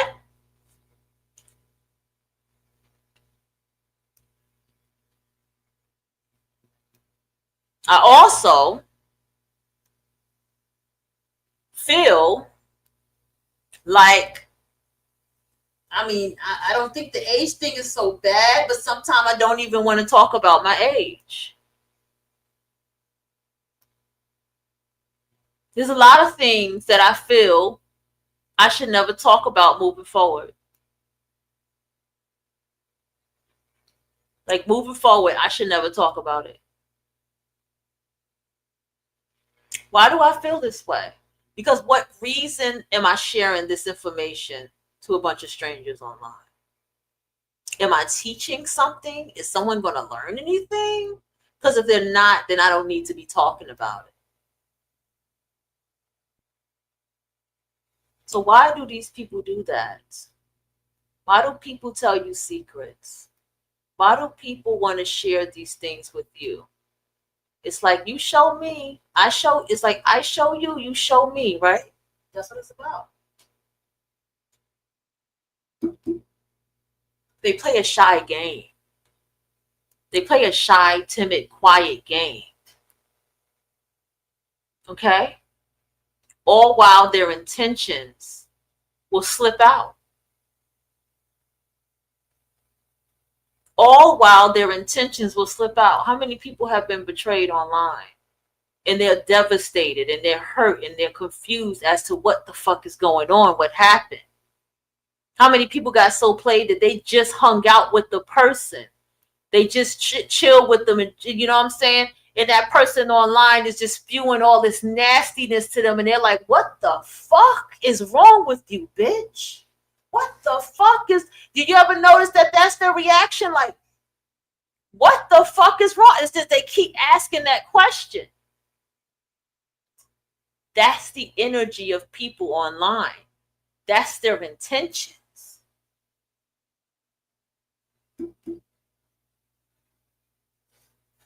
You have to vet. You have to know what you're getting into. Okay? You have to understand and look around people and really get into what kind of life they have. It is best to go outside. This is Pluto and Aquarius. This is before even Pluto and Aquarius. I've been talking about this. It is best to go outside and meet people and see if you're dealing with an online person. When I'm at work, I can see online people. I can see isolated people. And I can see the people that actually go outside and live life. I can see it.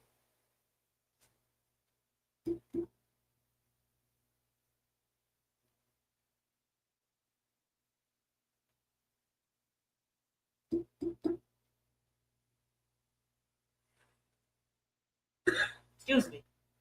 I can see it.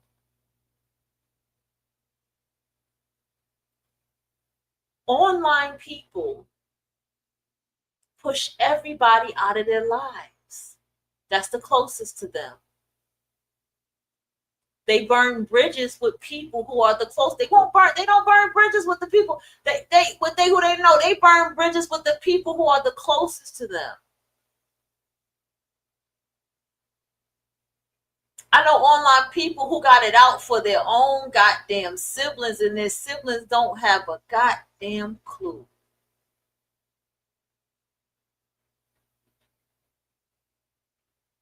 I know online people. Like, I mean, I told you it's some dark shit with them. And the world needed these people to come out. We needed to see these type of people, to know that they exist. Because what it does is it makes us all. And shout out to the person that I had this conversation with, because now it's all hitting me as I'm talking. You know who you are. We need to see ourselves. We need to see our wounds. We need to see where we need to heal more. We need to check why we are having these kind of relationships, and why did we even trust that it was okay to have them? Just because this person may have been in the same state or a town over, or even if this person was across seas, or these long distance relationships and such. We needed to see.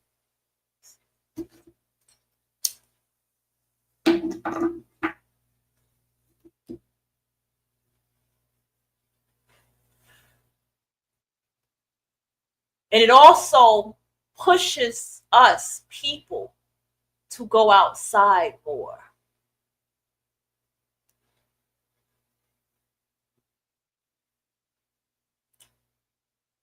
I had to realize the last two people that I dated were really fucked up. Okay? They were really fucked up.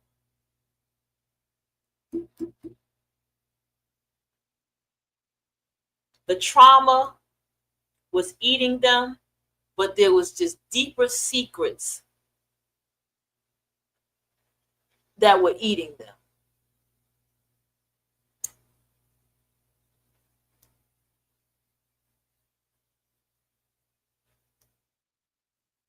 There are people out here, and I'm going to say it, online people, online females, who have experienced being SA'd by males,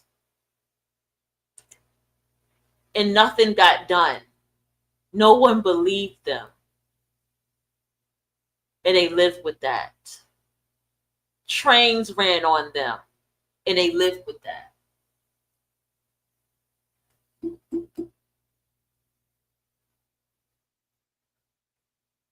They live with that.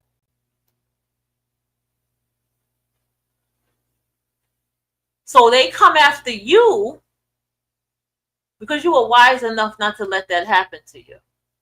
Or it just didn't happen to you because you was in an environment for that to happen to you. If you was in an environment, it didn't happen to you. They get mad at you because you really are sincerely a good person. You are sincerely in your heart a very sweet, kind person.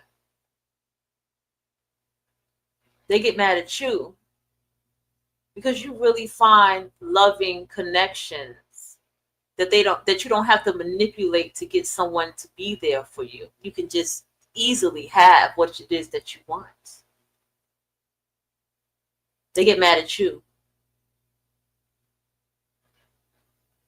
I'm not here to scare you. And if it does scare you, good. I did my job. But I'm not here to scare you. I lived it so I can tell the story. I lived it so I can tell the story. Meaning I lived it with watching these people so I can tell the story. I lived the life of being so detached. That's why I can tell this story. And I also understand why I was this way. I understand why I would meet people online. I understand why that was the space. I understand why now. And I was in such a gigantic big city, and I've met the most greatest people, the most funnest people, the most creative people. And I embraced that in my life. And I've been in situations where I felt like a punk, a coward, weak. But I wasn't. What I realized is anybody that ever called me weak was the weakest fucking person I've ever met. Yelling, hooting, hollering don't make you strong, people. A fighter just gonna fight.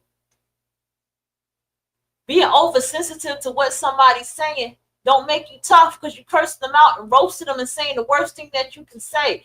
It says a lot about you and your character and the coof that you do not have. I just always knew that something just wasn't right with people, that they can bring you to the point that you'll pick up a knife, an object, and want to bust them across their head with it. That's something ain't right with that. We should just want to fight hand in hand, just let that shit roll and may the best one win, right? But it don't be like that. You got people walking around here wanting you to be the catalyst of them taking themselves out. That's why you live your life and you stay the fuck away from people. Because you understand that this is many people. That these people online, they're glutton for punishment. That's what they are.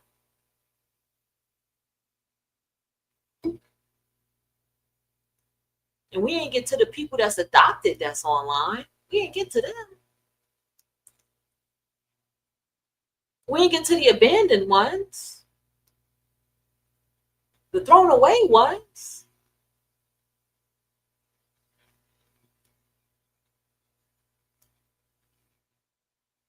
Because understand something. The online social media world is not for good-hearted, good-spirited, loving people. That's what you got to realize. It ain't for us. It ain't for the good people who sincerely get up here and want to teach something for people to learn and know. This is why Robert Greene did what he did. He got tired of people and their shit. He wrote the 48 Laws of Power, the Art of Seduction, 33 Strategies of War, to help people. You think people don't talk to him behind the scenes and express things to him and things that have happened to them and the betrayal they experienced? And I bet you most of them experienced it from online people. They don't treat the people in their lives right. They cause chaos in the people's lives that they're in. Regular people get the fuck, they don't want to be around them. Let me tell you something.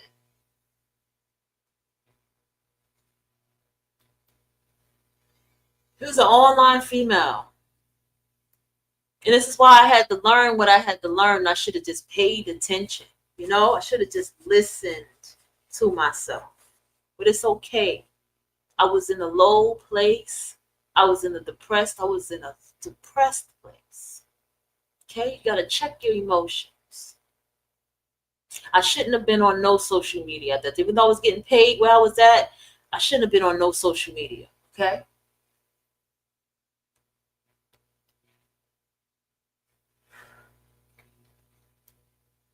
And I watched the people around this person in their real life. And I saw how they responded to them. And I saw how one time they jumped in the chat room with one woman who was the wife or friend. I don't remember the situation, but this person was pretty closely associated with them. Might have been a cousin. And when they came in their chat room and the person was, smiling and having a very good conversation and talking about things. And as soon as that person came, that female online person came in their room, their whole energy shifted. They even frowned it up. It's like they looked afraid, like they backed up, like they literally, I saw their body just back up when they saw that person come into their room. And it was like, you see how they responded to me? Because they good at playing victim too. That's another one of the 40 tactics of manipulation, that they do. They play victim very well. Remember, they play innocent very well. See how they responded to me? All the while, that person got every reason to be the way that they were with them. And then they end up knowing somebody else's secret. And trust me, they lie about that. They do what they do to everybody. Therefore, the same way they got to talk to you and play a certain character and role, they did the same thing with that person to get that out of that person. So they can dangle it and abuse that person. And I listened to that person cause pure. I realized that's like this person was the one causing all these problems between these two fucking people. Okay? They want to make it seem like it was the other person. They play victims so well. They're irresponsible. They can't keep a home. Some of them barely can keep a job if they even tell you where they work at. These people also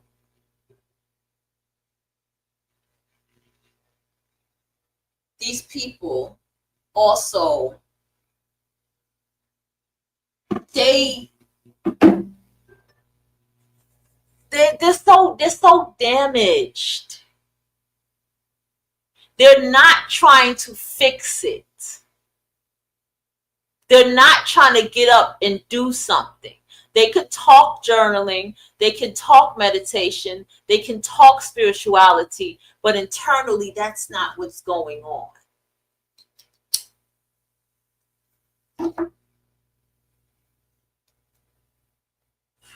So you become the point of their abuse. You become the direction of their screaming and yelling and venting. You become that.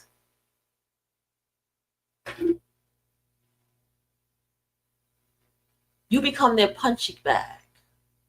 That's what they want you to be, their punching bag. But they're so good at it that you don't even realize that's what they're doing. Let's get to the gamer dude. The gamer dude. Oh yeah. The gamer dude and the gamer girl. They're very parallel to each other. He is the one who has the most hate for women. He is the most socially awkward. He is the most ignored at work. Most of the time, the jobs he takes at work is isolated from everybody else. Gamer dude, just like Marcel, has a lot of secrets. Oh, and the groomer dude had no male friends. I want to tell you that part too. That's a red flag when men don't have male friends. He doesn't know how to be socially with other people. Gamer girl, she has dark secrets. Most gamers, most of the time, have some kind of porn addiction. Okay? Most gamers sometimes have some kind of porn addiction.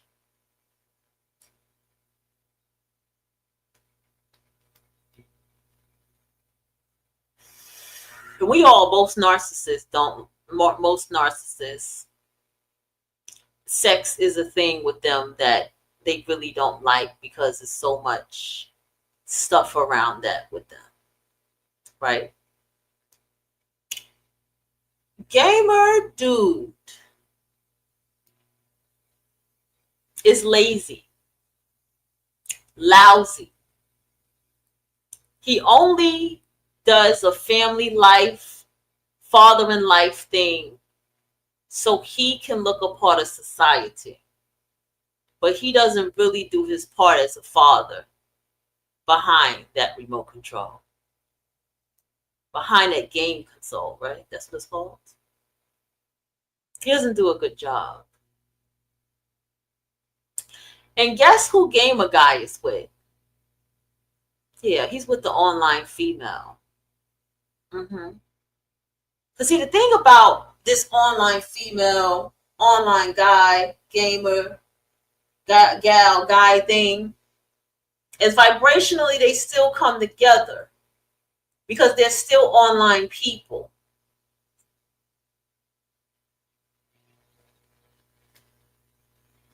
They're still online people.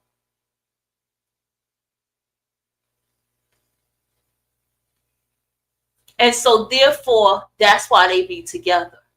Do you ever notice that gamers always are showing their relationship and everything? Gamers are the main ones that are showing their relationship with family life and stuff like that. You ever notice that? Gamer Guy is the most abusive, the most nasty, and the most treacherous of the online males. That game console in his hand was his escapism. But see, now there's gamers that found the way to make money so it looks good. Like, oh, you're not lazy because you're gaming. Gamer Guy does not even take care of his hygiene properly. Gamer Guy has deep-rooted mother and daddy issues. Gamer Guy is very sexually promiscuous and oftentimes bisexual because that's what he really wants to be with. But because of society rules, he has to play his part and have a family and have those children or a child. Gamer Guy can't even keep up the bills in the house. He does not even have the capacity to be a working father male in the house unless he's gaming and making money from it. He does not give a damn what his wife and children want as long as he can go to a gamer thing. He will be there as long as he wants. He don't give a fuck if they leave.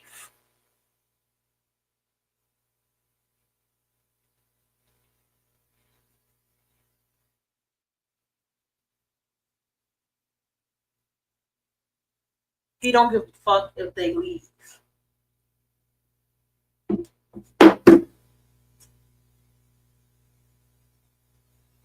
He is the most abusive.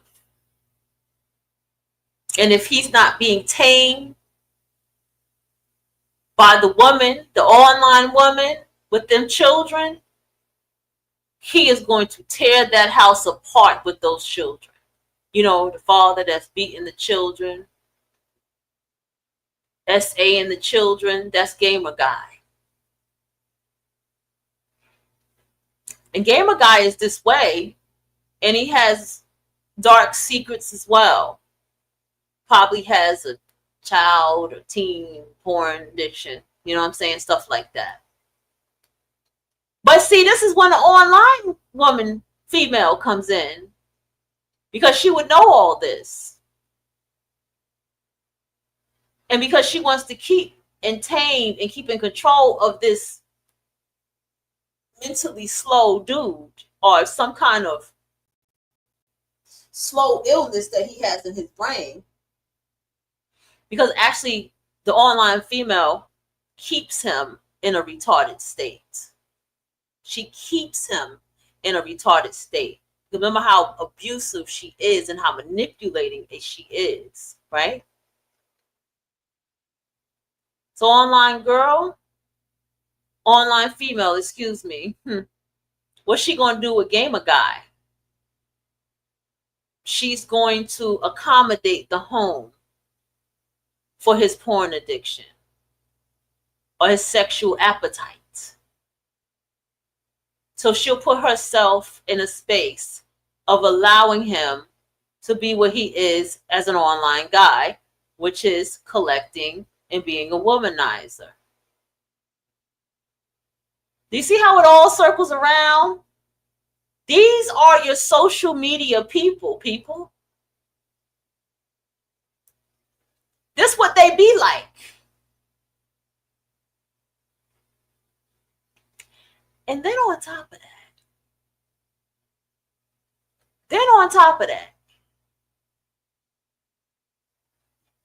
you got to understand, there comes you being yourself, being authentic, being beautiful, not showing your life. Let's turn it around. Not showing your life, not sharing your personal life.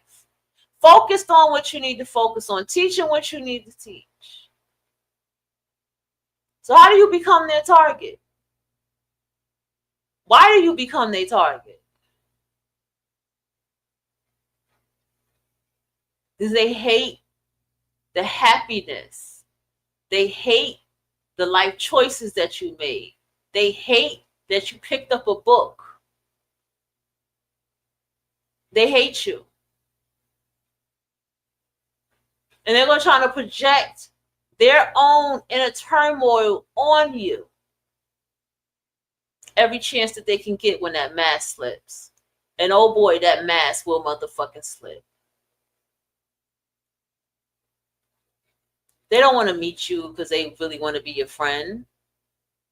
They need something to make feel needed, that you know they need you to need them. They need to find something broken. You know, they probably want to fuck you. You know what I'm saying? I'm serious.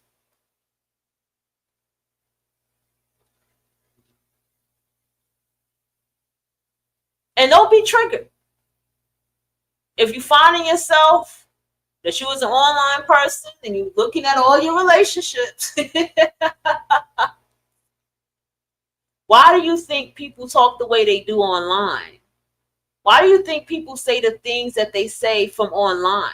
Why do you think these podcast bros say the shit that they say? They are coming from an online male perspective. They are coming from living an online life perspective. And that's why I be that person like me that calls in and say, hey, or like this other guy that once called in, and other people that be like, hey, I don't see all these fat people that y'all are talking about. Everybody around me works out and everything is good. I don't have problems with the police officers. They go to the park and play with the children. We have a good time. We be laughing with the cops. We be dancing the music with them. And if somebody does something, the cop don't waste their time even trying to bother them. They might tell them that, hey, you can't do that. And they can't comprehend that exists. like, oh no, I don't go through that in a relationship. This is my experience. This is what I think about relationships. And you find yourself getting crashed and shunned and made to look stupid, but you're not the stupid one. Do you get what I'm saying?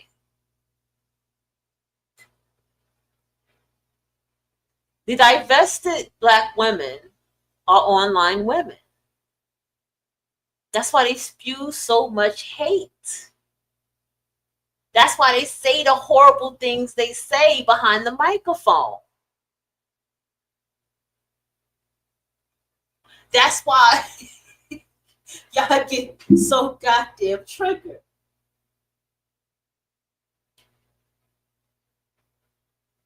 That's how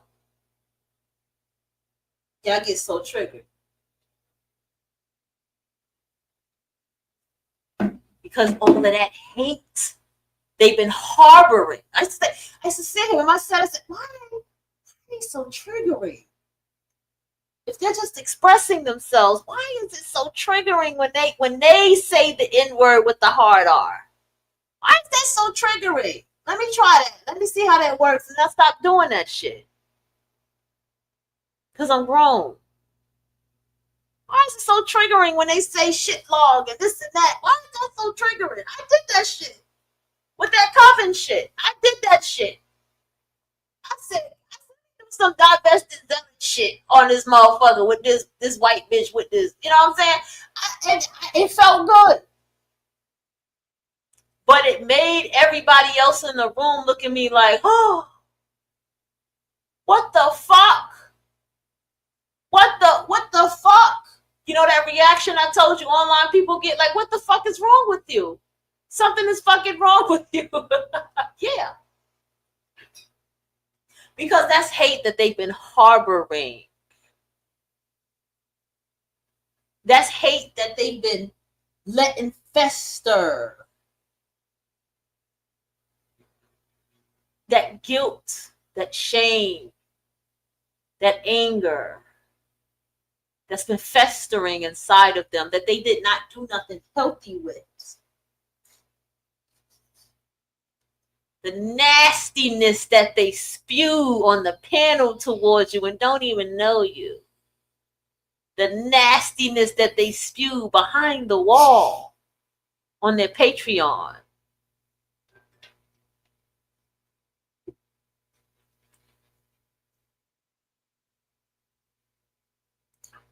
Excuse me, my throat is dry.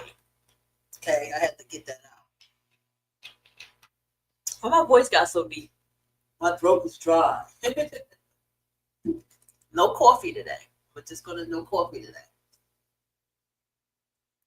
And so it's festering inside. And that's why when they let it out, it's like, damn, that hurts. You ain't even talking to me. This don't even apply to me, but why the fuck does this trigger me so much?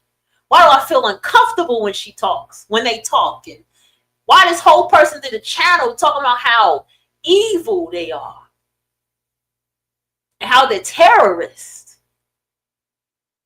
Because an online female, you have no clue what her life has been that she has got there. You have no clue what the hell she even looks like. I'm sure one of them is short and dark skinned. I am very, very sure that's a short, dark skinned woman. She has the most spewing of hatefulness and anger on that panel.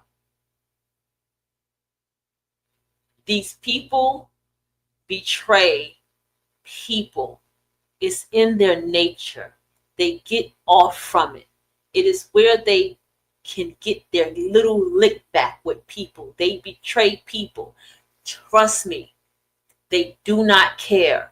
And if they come back into your life, they're coming back to strike even more. Trust me when I tell you. That's all it is. They look like this. That's how they look at you. There was a guy at my job that this is what he looked like when he walked. older man. Okay. I remember the Pisces woman would always call him a Klansman. She said, that's a Klansman right there.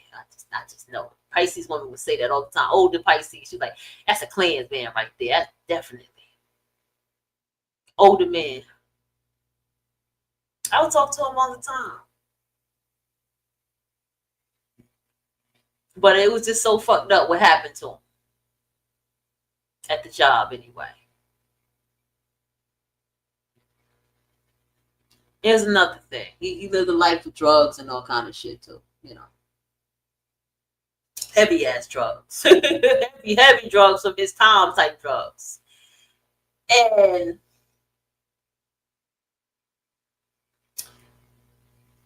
yes, people play these games. Online females play a lot of whole games. Online people, period, will try to set you up. Okay. So take advantage of AI bots. Take advantage of having very well trusted people that you know can hold that wrench, or like I said, I call my shooters, in your room. You know, people you could talk to behind the scenes and be like, yo, what's going on? People who can be your back. Take what you do online as a business. That means that this person over here, these people here are clients, or these people here are my audience. This is what I'm doing for my audience. This is what I do for my business. You have to see everything as a business. Compartmentalize. And whoever you're talking to, make sure you're utilizing it for some purpose. Whether it's you guys share books with each other, share comedy stuff, that's cool too. Whether it's you guys are sharing some type of information or something that is useful, whether it's something where you guys are helping each other, and you accept that, hey, we have a parasocial relationship, and this is our relationship together, where there's a boundary that is there. Okay? And don't take it personal. If you have a parasocial relationship, if you're feeling something funny from the person, or you're feeling some kind of energy, just back off, because you don't know what's going on over there, and you may not want to know. You know, it's okay if you want to make back in, like, hey, I hope all things is well over there, but don't ever get too personal. That's just how you have to do it. But honestly, the best people are people who you meet face to face, who you can see them, you can see their body language, you can be around them a lot, you can laugh with them, you can hear from them, you can talk to them. These people where you can where you share a space with them. You know what I mean?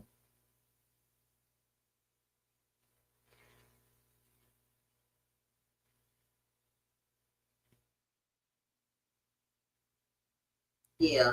1 second, y'all. I'm still here. I gotta text somebody back.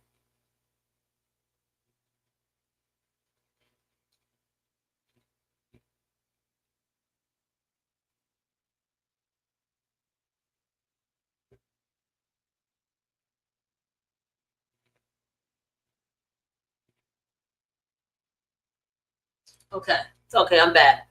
Okay. You have to just have to have that boundary. And make sure the people that even in your personal life, they're very sociable people. They have a healthy friendship life. Okay. That they have a healthy family life as well. Everybody's family life not gonna be perfect, but there's gotta be a healthy family life. They gotta be, at least gotta be a sibling that they cool as hell with, that they, chop it up with. You could see that you maybe have met their siblings, that they have some kind of social outside life as well as a life with you. And y'all have a purpose together, and y'all building together. Face to face. No online shit, face to face. Okay?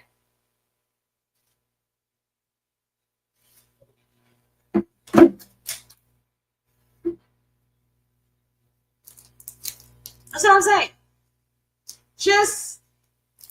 And don't be shy. When you go out there, put yourself out there. Meet people. Practice. Practice. Sit down and meet people. talk to them, strike a conversation, be a listener. What do they want to talk about? See if you can exchange actual numbers, not just social media together, really text each other, get to know each other.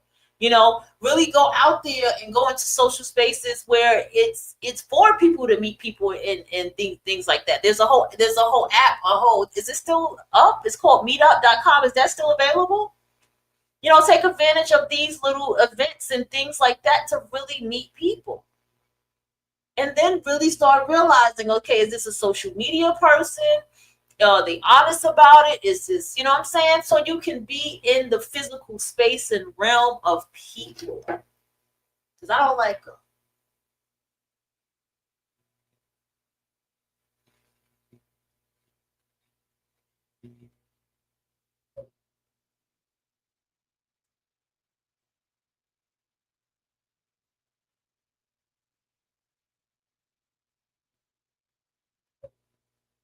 Okay? I'm being for real, man. I'm telling you, it's beautiful out there. Meeting people like that is great. Just gotta vet and make sure you're not dealing with an online person. It's not really hard because you can talk to them and ask them who have they met online. You can have if you've been over here long enough, you're gonna know how to talk to people. You ask them like, hey, you can see if somebody has an online life or social media life or something like that. You could get into that. You can put that together. You can see if they're lying to you. You can put that together because when someone's that close to you, the intuition can't be denied. You get what I'm saying? Online is a cheat code of meeting people. How is my heat at 84 and it's still a little chilly in my house? Is it because the window cracked? That probably is it. That probably has to be it because the window's cracked in this space in the house. But I actually would rather it be a little chilly here because I have to remember why I cracked that window. Okay, so yeah, what did I just say?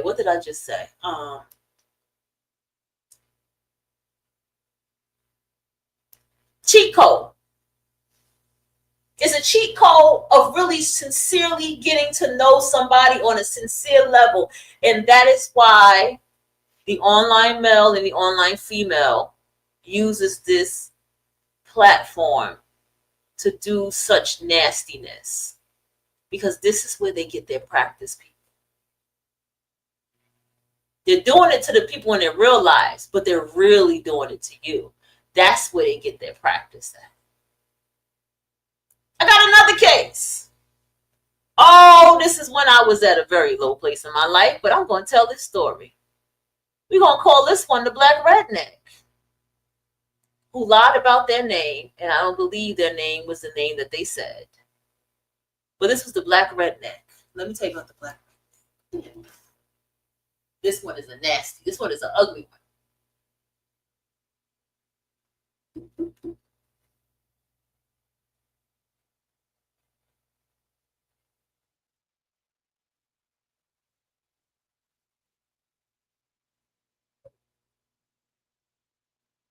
So fun.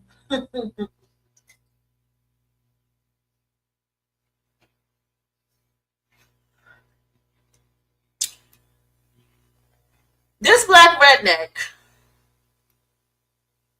taught me something that I am so happy that I've learned. The Black Redneck is equivalent to the divested Black woman. The Black Redneck despises everything associated with blackness. Their hair, their skin, their clothes. So much that they won't take care of their hair or their skin because that's how much of them was a short, dark skin. They lied about being tall.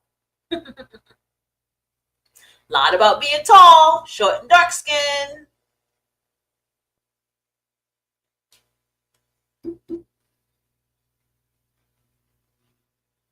lived a redneck life, lived in a filthy trailer. Okay. Was around a very fucked up woman that was between two men, two different baby fathers, because they wanted that land that she was on. She was essayed by her own father. Her own father brutally essayed her. You ever see the pattern of what the type of women these online men are with? Anybody pay attention to that?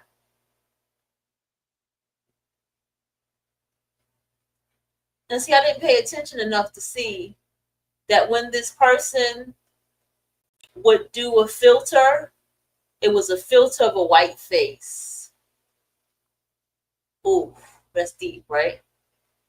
I didn't pay attention to that. It was a filter of a whole white face.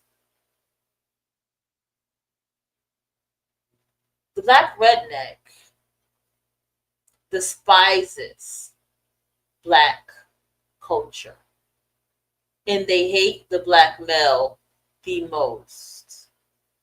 The black redneck will walk around with a goddamn Make America Great Again red ass hat on. The black redneck will never date black women. Okay. The black redneck hates everything that represents power and femininity on a woman. Actually, he would be afraid of it. The black redneck is just as lousy and lazy and horrible as the gamer dude.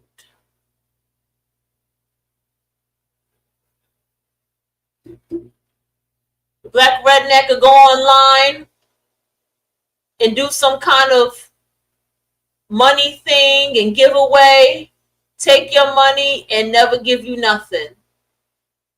Black redneck told me, "Oh, I'm about to do this money drive thing and tell people what I'm going to give them, and I'm about to turn this damn phone off, and I ain't giving nobody shit. I'm about to take that money for myself." I said, "What the fuck?"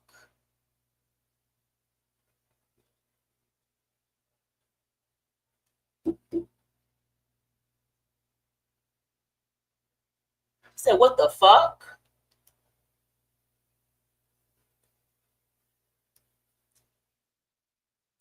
Then what happened? The black redneck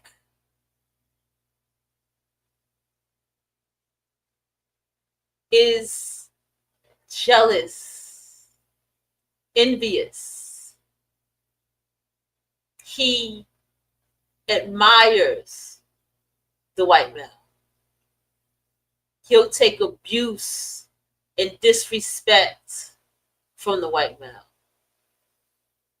while all having respect for the white male. A lot of times he's bisexual too. Black redneck is going to grab the most unwanted white woman, Asian woman, Korean woman, because he's an online male that he can find, and that's the one he's going to be with.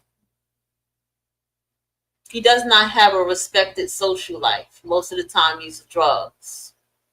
Everybody says that he's on drugs. I remember the black redneck was like, "Oh, this person said that I'm on drugs and lied on me." Trust me, everybody online that do that, trust me, they're doing the very thing they said that they're not.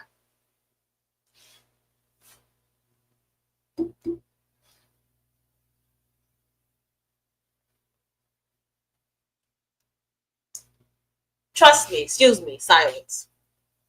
They're doing everything. Whenever they be like, "Oh, that person said that I'm doing drugs and I'm stealing money," what that person said is what they doing. I promise you 10 out of 10 times that they doing that shit. Another thing.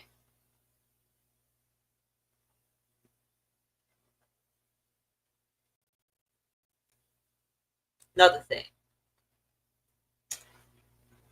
These black rednecks, which are the online males, they don't give a fuck about nothing. They don't give a fuck about life. They're very dangerous. They do not care about any fucking body because they really don't care about themselves.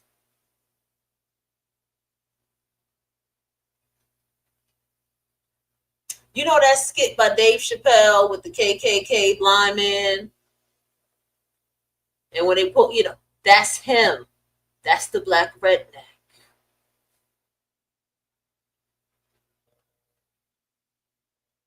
I'm going to wear this Trump hat even though I don't give a fuck about politics and I don't give a damn. But just to hurt black people, just to see you inward suffer, I wear this hat just to make y'all mad. I'll make you suffer. I'll be happy to see you suffer.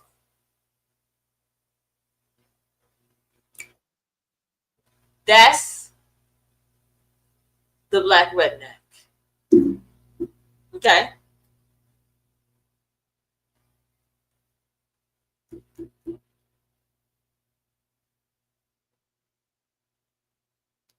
Okay. That was an interesting experience right there. I have to tell you. That black redneck was the most interesting experience. Everybody looked at me crazy. Like, yeah, you need to go to therapy. You real fucked up out here. But it was an interesting experience and I learned a lot.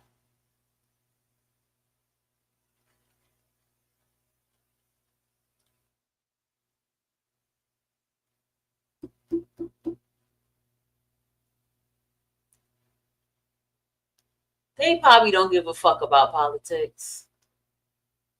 It's all for the sake of, I want to hurt every N word with the hard R that I can. Everything that they are against, I'm going to be for. Diddy abusing all y'all, but I'm going to be agreeing with that, and I want Diddy to be free. You see how it works? You all hate Trump, but let me go here and smile at his face and take a picture on with the red hat. Because I hate y'all. And this is all stemming from the online person, the online male.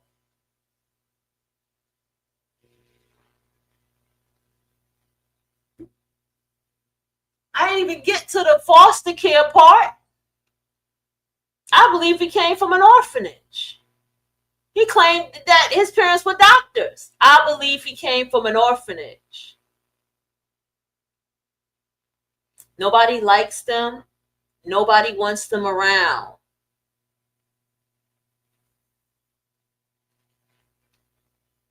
Nobody likes them. I'm talking about the people online. Nobody wants them around.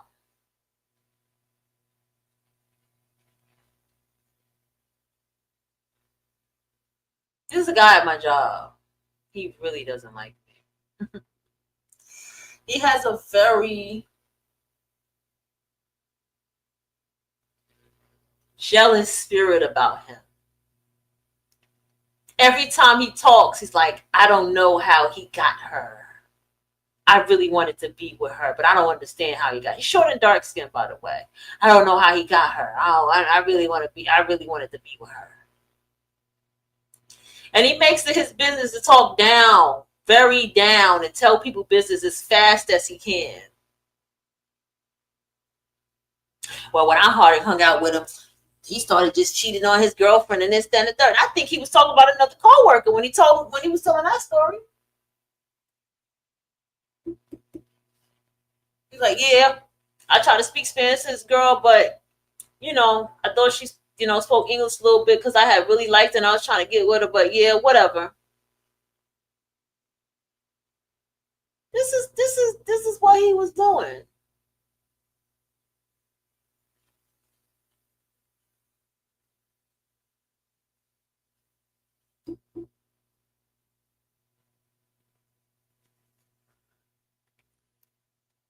But this right here that you see on the screen, this is a black redneck.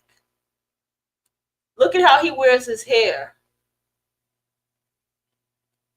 Look at how he carries himself.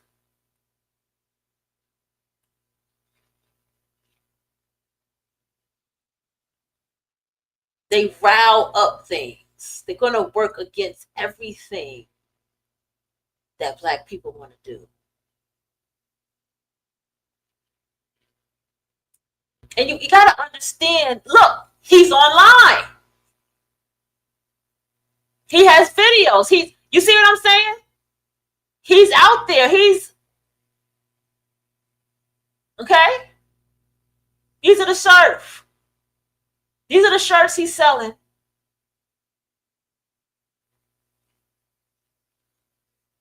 All right. This is an online person. But I bet you if you get into his life, I bet you if you got into his mother, I bet you got into his father, or if they even exist or know who they are, it's going to make sense to you why he's the way that he is. Why he does what he does. See, the problem is, y'all been taking people like this and y'all make them something to laugh at. Y'all take them as they not really real. They something out of a Disney World character, but they're very real.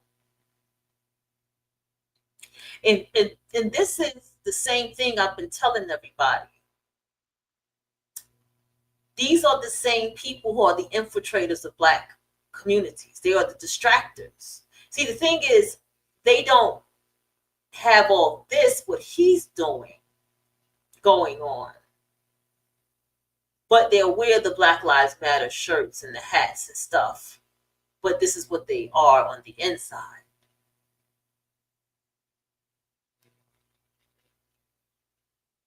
They're the ones that goes to Black Lives Matter event and cause problems for you to get beat, jumped on, and their ass beat. They're the ones that do this. They're the ones that's hired to be the infiltrators of anything, of any community. Because it happens in all communities. It's not just black communities.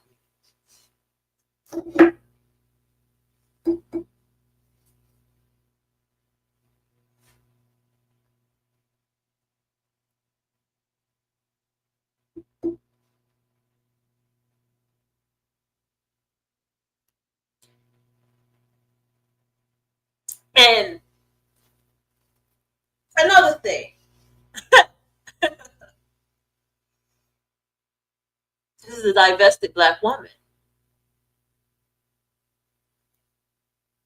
The divested black woman is so much more seething. She's going after the young divestors, the baby divestors. I want you to hate them early. I want you to see this. I want you to look at black males in your life and the black mammies in your life, and I want you to see that you need to get away from it, because we don't want these fuckers born anymore. Because I told you, the zealot divestors' agenda is that black women and black males do not make children together anymore. That there's nothing black that makes you. Everything must be the black woman, and everything else is non-black. And whatever the category of non-black is, that means no Hispanic, that means no Latin, that means no Caribbean Hispanic, because that's still black considerably. Latin is still black considerably, right? Because Guyana is in South America, right? They don't want, damn, look at his family. Okay, well, I got my answer. That's a lot of goddamn kids back to back. Let me hear his life real quick, y'all. I don't know if y'all can hear this. Remember, it said my audio was out or some shit. They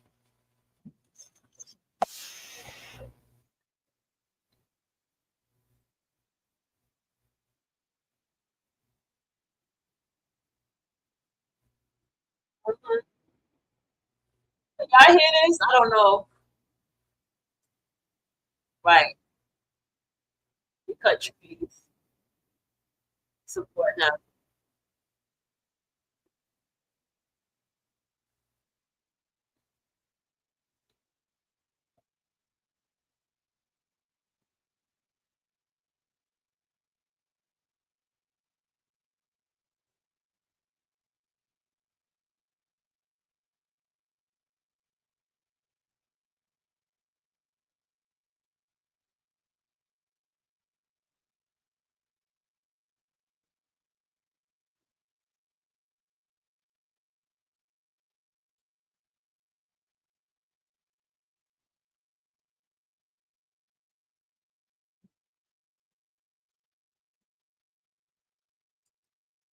And this is his family. Whoa, this family troubles me. This family troubles me because that mother, like, she looks very young with all these children. And that father looks older than her. Well, we know how people in the 70s look, but this is kind of troubling because this is the black family that he comes from. I think that's supposed to be him. He said since I was 3 years old. So I guess that's the dad right there.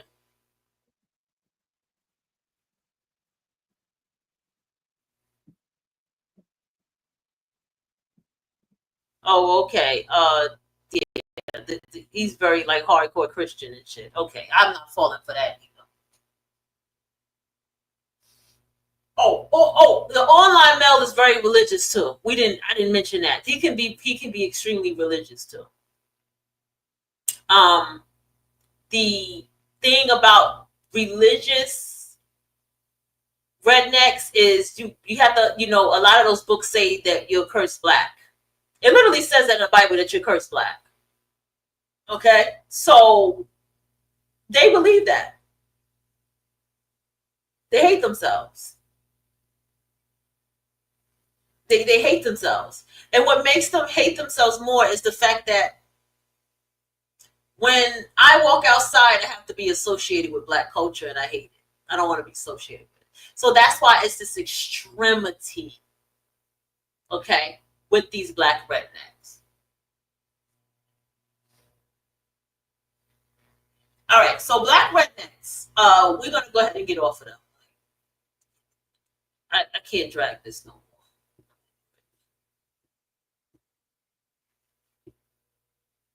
Okay. Let's see. Do I have enough time for the next thing? Hold on, y'all. Let's get back to this guy right here. Yeah, baby. Hello.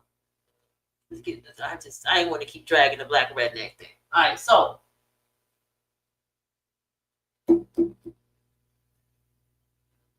now that you understand who the online people are, the social media people are, how are you going to navigate in life moving forward? How are you going to check yourself internally moving forward?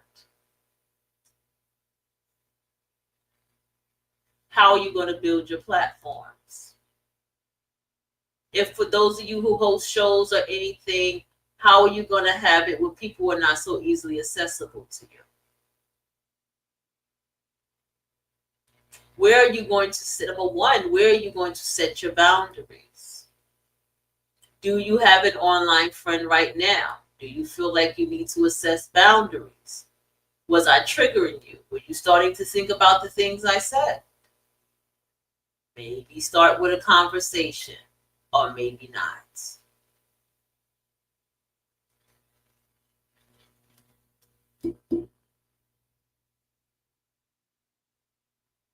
Let me tell you something. What was it that dark psychology said? 101?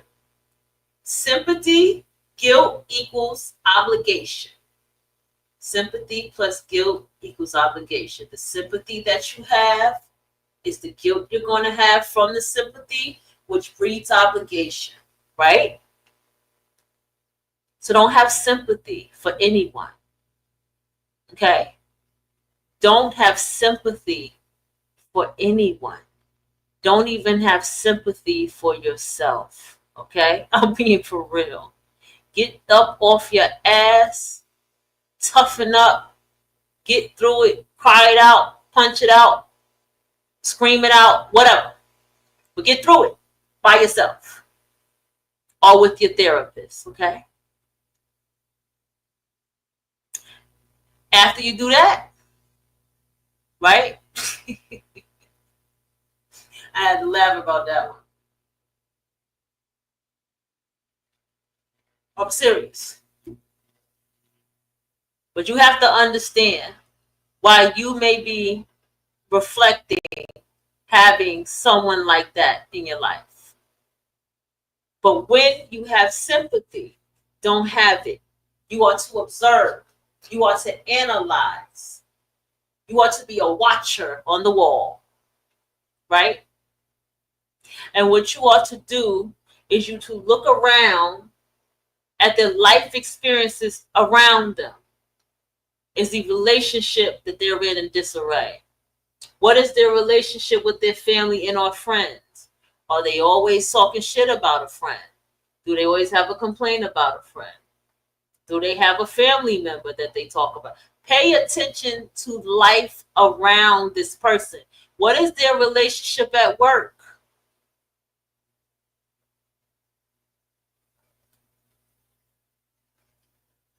With people?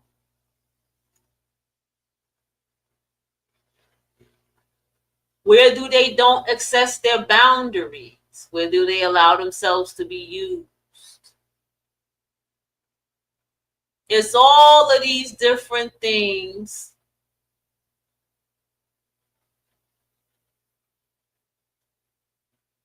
that you have to consider.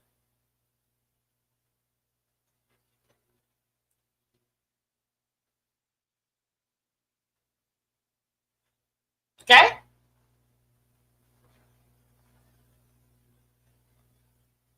Also consider what, write in your journal. Told you, everybody's to be watched. Everybody's a case study. If they have a social media presence, then boom, that's the perfect space to study them. Okay? Don't make the mistake I made. Studying somebody on social media, but still engaging with them. When I saw something that was kind of like questionable. Don't do that. If you got beef with them or there's something that you don't do that. I don't give a fuck if you see them at an event. You don't fuck with them. Don't do that. First impressions is everything. Watch how they are in the social media realm. Just watch them all the way around. And then, like I said, watch yourself. What is it about yourself that someone would want to approach, or what is it about you that you have to ask this? Is this somebody you will really fuck with in your real life? Have you mentioned the kind of people you fuck with in your life? Have you opened up and talked about these things that caused an open door for you to now have this person in your realm right now with the function?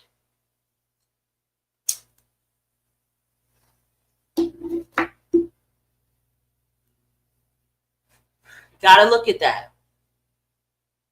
Go back to the dark psychology sessions when I started Dark Psychology 101. And I talk about all of these things. And in fact, mostly in the Black Woman's Guide series, I talk about all these things. Okay? And I'm being dead ass, everything I'm saying. And I promise you it will work. Make that burn book, baby. Make that burn book.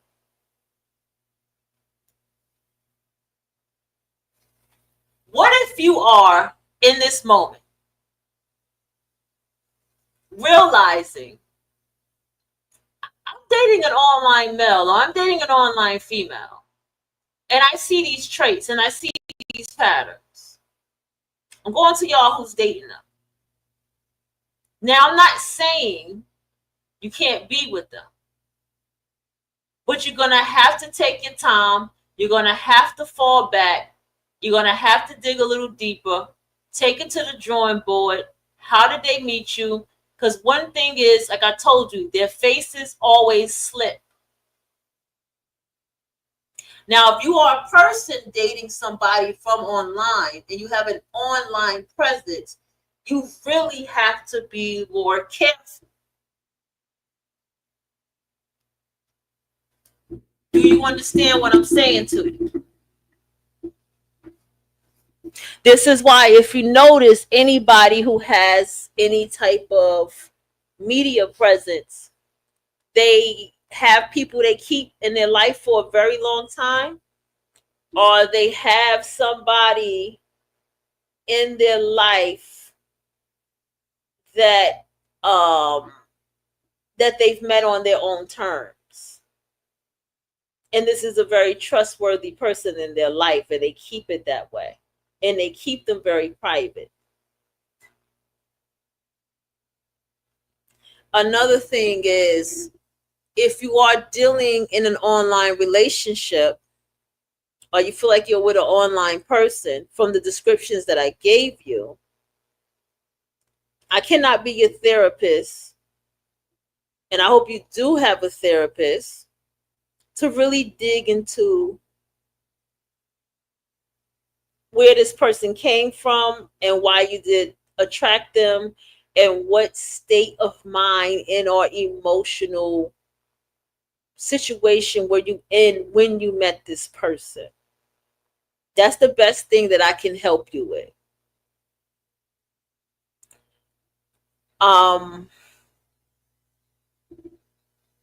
An online person that you may be dealing with right now, the best thing about an online person is, if you're dealing with them in a parasocial way of, let's say, video chat, let's say on the phone or whatever, the best thing is to put yourself in a space where your energy can't be close. If you communicate with them, don't let it be directly in your ear. And when you communicate with them, don't let it be where they can have too much close kind of contact to you. Does that make sense?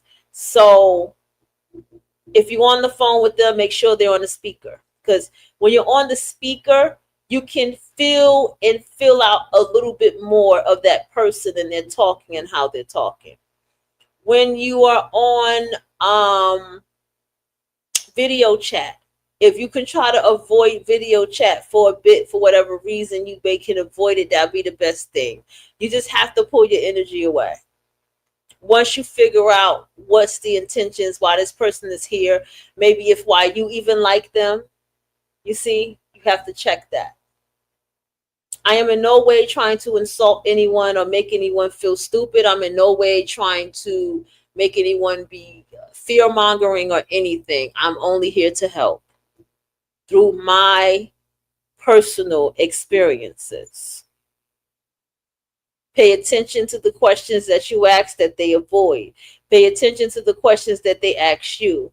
Pay attention to them pretending to be smiley, smiley, charming, laughy, laughy, flattery type shit, and what they say after they laugh or they're being flattering. Pay attention. Pay attention to what it is that they're always on the phone talking to you about, or they're discussing with you. Pay attention to what's going on when you are around them. Are you isolated with them? Do you hang outside with them? How do people outside respond to them? How do you know? I got one for you. I got one for you. One more. With Rodney, he was very unhinged. Okay. He would get very angry. One time he like punched on a taxi and spit on it, because he's like, I'm so tired of these taxis, because at my job they be trying to run me over and shit like that. One time he He argued with this dude. Oh, tall and dark skin, by the way, this one. He argued with this dude, and uh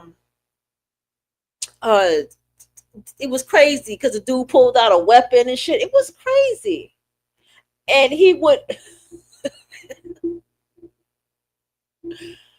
always try to scam Starbucks to get free drinks all day. Because Starbucks had, once you buy a drink from them, you get a free drink. But when you work somewhere, you know who ordered what. You got tickets, you got everything. You can pay attention to all your customers. People just don't understand. And so he would get attitudes. He was mean to people who served his food. Red flag, red flag, red flag. People who are mean to people that serve their food are very mean, ill-spirited people. Okay? I no one you know better to be mean to the people that serve your food. You know to be nice and kind and charming, and if you don't want to deal with it, you just get your attitude and you never go back. We all know how that goes. There's always something around them. There's always someone around them that they're going to talk about, and the person this is why this one needs to go behind the temple. This really does. There's always somebody they're going to talk about, and listen to what that person is saying about them, or what they're saying that person is saying about them, and 10 out of 10 times that is very true what that person is saying.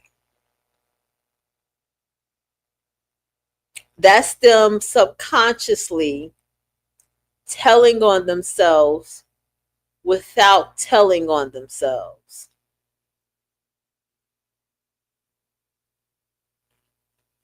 Do you understand what I'm saying? So they say this person don't like me because they feel like I'm always mooching money off my sister, and he says I just live here and I be having a bunch of women in and out the house, and I'm not doing nothing, and I'm not working nowhere. And then you look around at that motherfucker, 10 out of 10 times you're going to find that they mooch, that they have different women, that they're a womanizer, that they're not likable. You're going to see everything that they're talking about. No one is going to openly talk about what someone says about them like that. They'll say, just like this, man, I just don't like that person likes to, tell lies. And when someone is lying on somebody, somebody's going to reach out to somebody directly for that, or someone is going to reach to some, especially if it's a family matter, somebody else to tell them that this is not okay what they're doing. It's going to get confronted. No one's going to just be blasting it out. They're telling you who they are. And if like me, someone tells you that somebody that they were cool with, 14-year-old, their girlfriend's 14-year-old daughter is in love with them, that is telling you who they are because they are associated with somebody, knowing that, and they have a girl child themselves. Pay attention to that.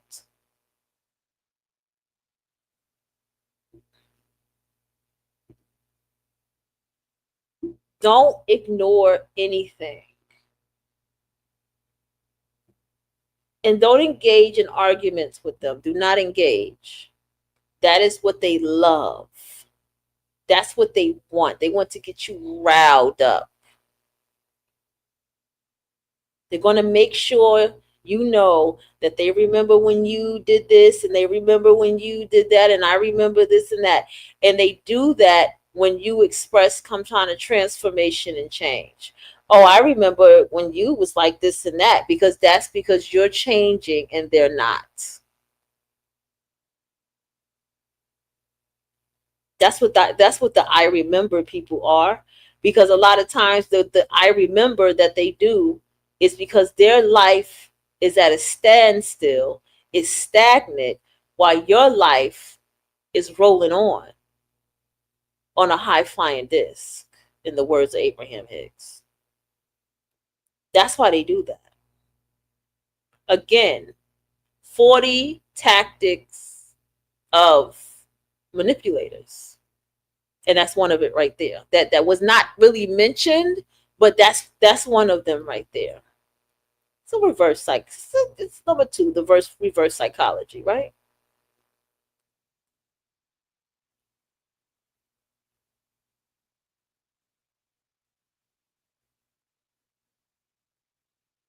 Reverse psychology.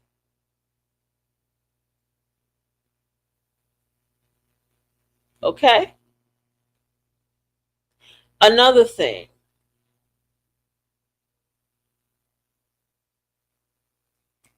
Another thing. Trying to make sure I get it all out. Don't be afraid of them. Okay? Don't be afraid. They are cowards. If you don't put them in your space, they can't do anything.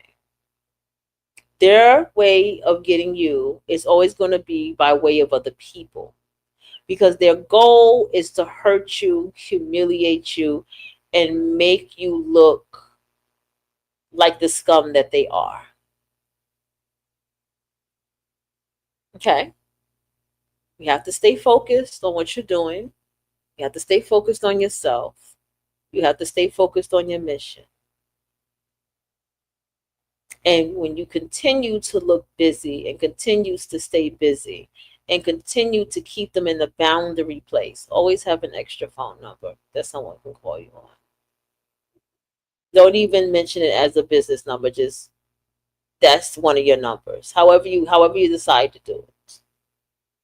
And where you text them. So it's easier to have access or no access. It's a little bit more detached.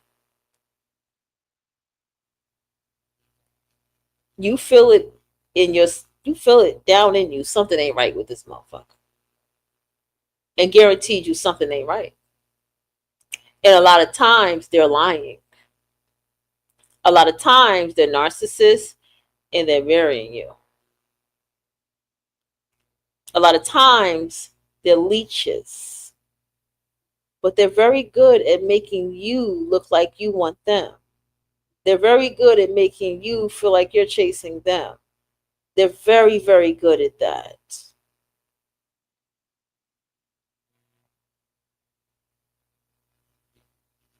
They're very good at keeping receipt of everything. I mean, I believe they even record conversations. They're just that, they just got that much time on their hand. They're not good at keeping jobs.